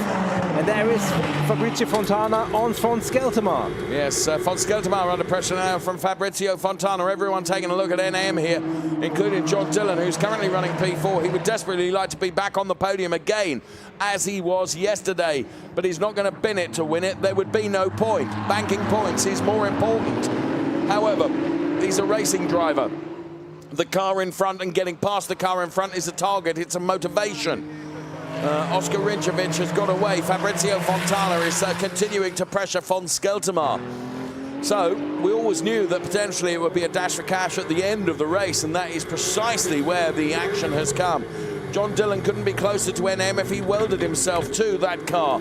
Live championship predictor would suggest that Manuel Agostner on 94 points, John Dillon on 72, with NM on 66. If it stays this way, we are running out of turns and places where Fabrizio Fontana can get by Von Skeltermar and where John Dillon can get by NM. Yeah, and Manuel Agostner is effectively approaching the final turn, so we will probably see these cars again on the finish line. But first, it's going to be Manuel Agostner. There she is, turn 14. That's precisely where she is. It's been a faultless drive and a faultless engineered car from the Ineco Reparto Corsa Ram team as Manuel Agostner makes it 2 out of 2 this weekend and wins in Ferrari Challenge Copa Shell. Her daughters are able to wave and celebrate the success of Manu Agostner, making it 2 out of 2. It's as we were then. Oscar Rinčević is going to take P2, NM takes P3, John Dillon takes P4, then it's von Skeltermaar, Fabrizio Fontana, Cristiano Marchel and Tibor Valent will be how they are classified. I have to be honest with you, Nico, I had real fears it was all going to come to a bit of a disaster with those drivers that were running P2, 3 and 4, but in the end everyone was clean and tidy, and you know, it must be like skating on ice out there in terms of grip, and credit to all the drivers, really clean and tidy. Yeah, absolutely. Great respect and mutual respect, even under these very hot and difficult conditions. And we got the race over the last few laps that we hoped for, everything coming to a head without coming to blows. And yeah, Manuela Gostner, what can you say? She had a terrible start to the season, but now everything seems to be going her way. Well, knowing the Ferrari Challenge, that's exactly today, and we will see what will be next time in Barcelona. Oscar Rinčević, great start to the race. Had to let NM go, but fought back, caught him, and when the opportunity presented himself, made no mistake. John Dillon wasn't able to follow suit, so NM gets a podium out of that. Well, richly deserved after yesterday's difficult day. I agree with you. In replay then, in the end, the pressure was enough, wasn't it? And it was pressure that did it. You can see Kessel Racing very happy about that. You win and you lose as a team, and you rely upon your team immensely. Well done to Manu Gostner, well done to Oscar Rinčević, and well done to NM. Those are the drivers that we'll be seeing on the podium. Well done to all the drivers, though, for, as I say, contesting what was a exciting race towards the end of the race, which is just as we imagined it would end up.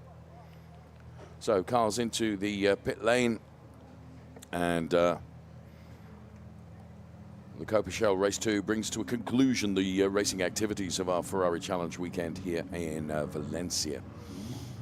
And we'll be heading off now to the Circuit de Catalunya in Barcelona. All right, no need for that. Think of the fuel consumption, young lady. What about that?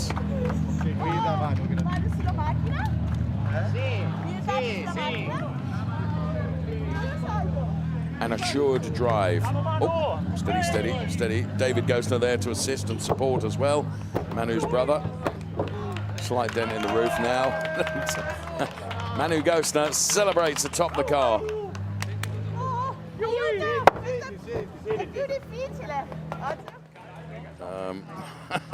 David Gostner supporting and getting off as well. And Oscar Rinčević being congratulated. It was very fair. I just heard that. It was very fair. And there is NM. I have to say, it was an abject lesson in trying to defend, wasn't it? I mean, goodness me, did everything he could. Yeah, and eventually I think he just ran out of tires and ran out of grip. And I mean, fair play for him for holding on for a podium. And well deserved again. Terrible day yesterday, but reversal of fortunes to a degree. And here will be the race results for you in graphics. In confirmation, Manuela Gostner, Oscar Rinčević, NM are the top three. John Dillon P4, then it was von Skeltermaar, Fabrizio Fontana, Cristiano Marchal, and non-classification for Tibor Valent. So we will be hearing, I do not doubt, from Manuela Gostner.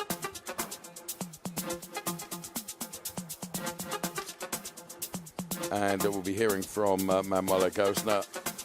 She will be with Ludovica momentarily.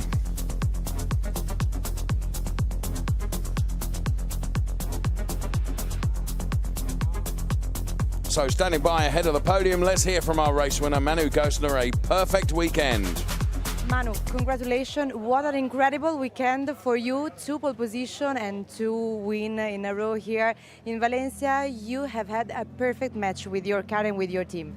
Yes, yeah, I don't think many pilots can experience a weekend like that. double hat-trick with fastest lap in the race, win and pole position. So I have to thank so much to Ineco Reparto Corse-Ram and everyone who supported us. It was an amazing weekend for us. Thank you, Manu. Thank you. Ciao ragazzi. Mua, bacini a tutti. Yes, I agree. Kiss to all, and I return that with some pleasure. The highlights of the Ferrari Challenge, Copa Shell Race 2 of the weekend, as we looked inside the 296 Challenge car of NM, and also the car of the pole sitter Manuela Gosner, about to set off on a 30-minute plus 1 lap race around the 4-kilometer Valencia circuit in searing heat conditions. Von Skeltermar looking lively. Safety car peeled off into the pit lane, and then the race was on.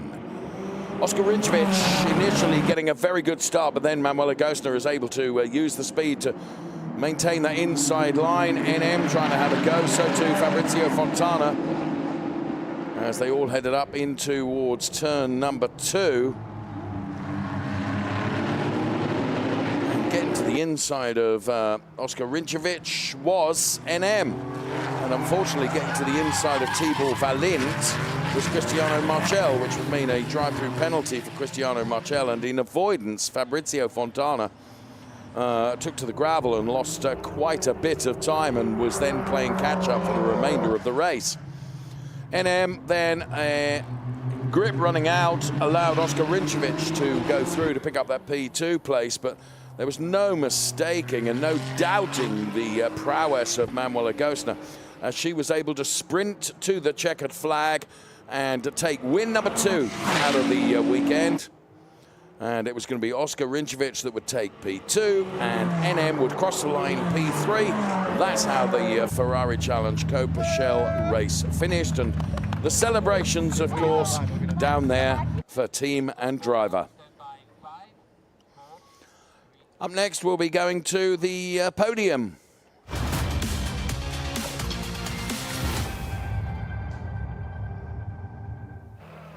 Now, guys, we are ready for the podium. Race number 2 of Shell category. Third on the podium, NM. Tercer clasificado en esta Ferrari Challenge Copa Shell, NM. Second driver on the podium, Oscar Rinčević. Segunda plaza para Oscar Rinčević. And now the winner, another time, Manuela Gosner. Y vencedora, Manuela Gosner. So all 3 drivers then. Ineco Reparto Corse-Ram. Equipo vencedor, el Ineco Reparto Corse-Ram. On the podium, Manu Gosner, Oscar Rinčević, and NM. National anthem. And of course, the Ineco Escuchamos en honor de la Corse-Ram vencedora, el team himno de represented as Italia. well. Here comes the national anthem.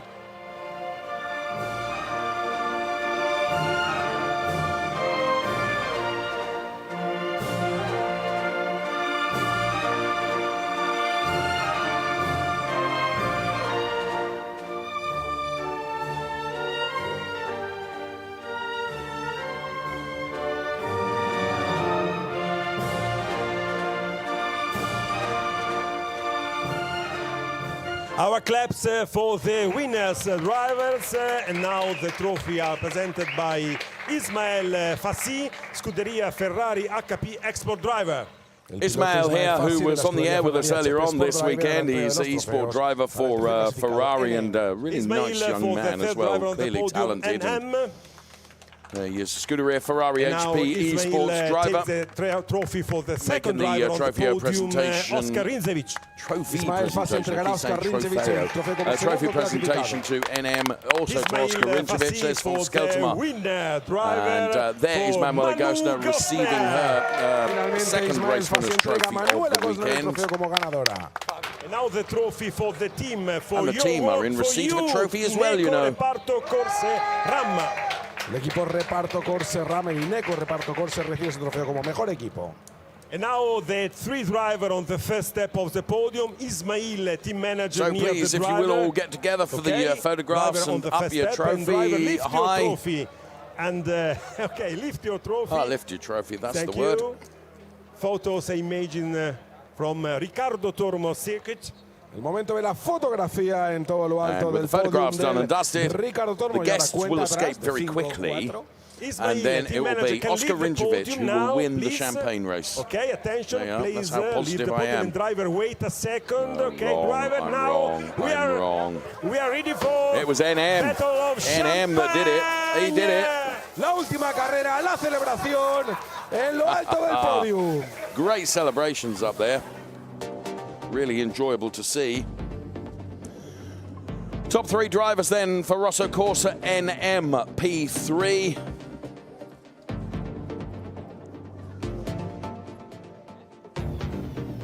P2 Kessel Racing's Oscar Rinjovic.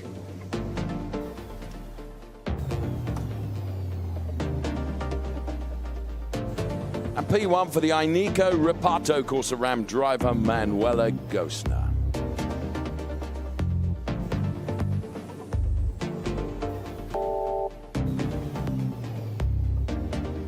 Drivers' Championship standings is what we need to look at.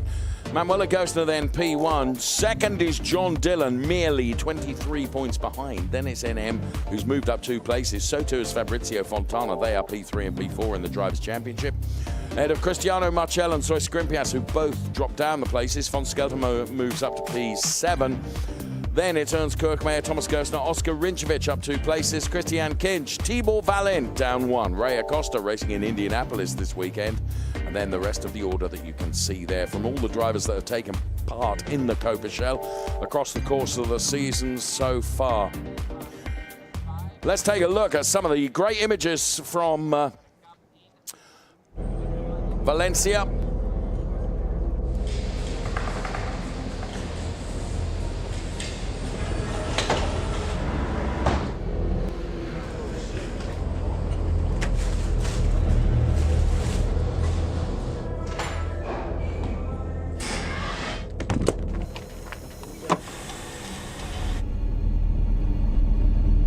Everyone, welcome to Valencia. Welcome our factory driver, Domano Boer.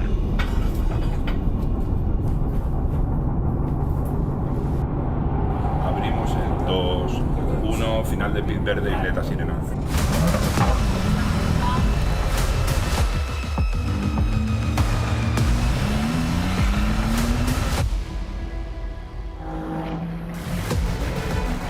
Position 1.33.406, un'altra pole per Manuela Gosner.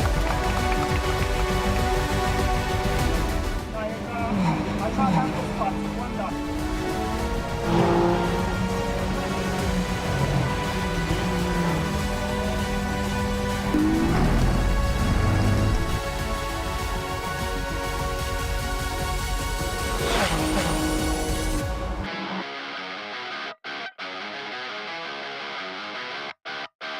Emozioni Ferrari da Valencia, Spagna, Riccardo Tormo, Ferrari Challenge, Trofeo Pirelli Serie Europa 2025.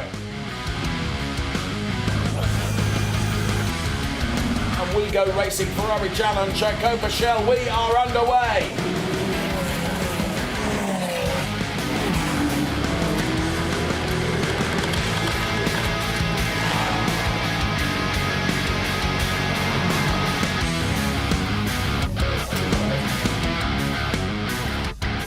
Check, 1.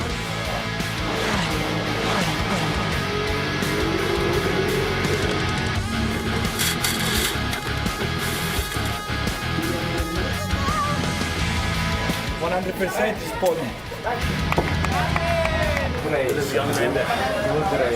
Grazie mille, grazie mille. It has been a blast here in Valencia, as you can see from some of the images that we're able to share with you. As the Ferrari Challenge continues, we'll see you in Barcelona. Bye-bye for now.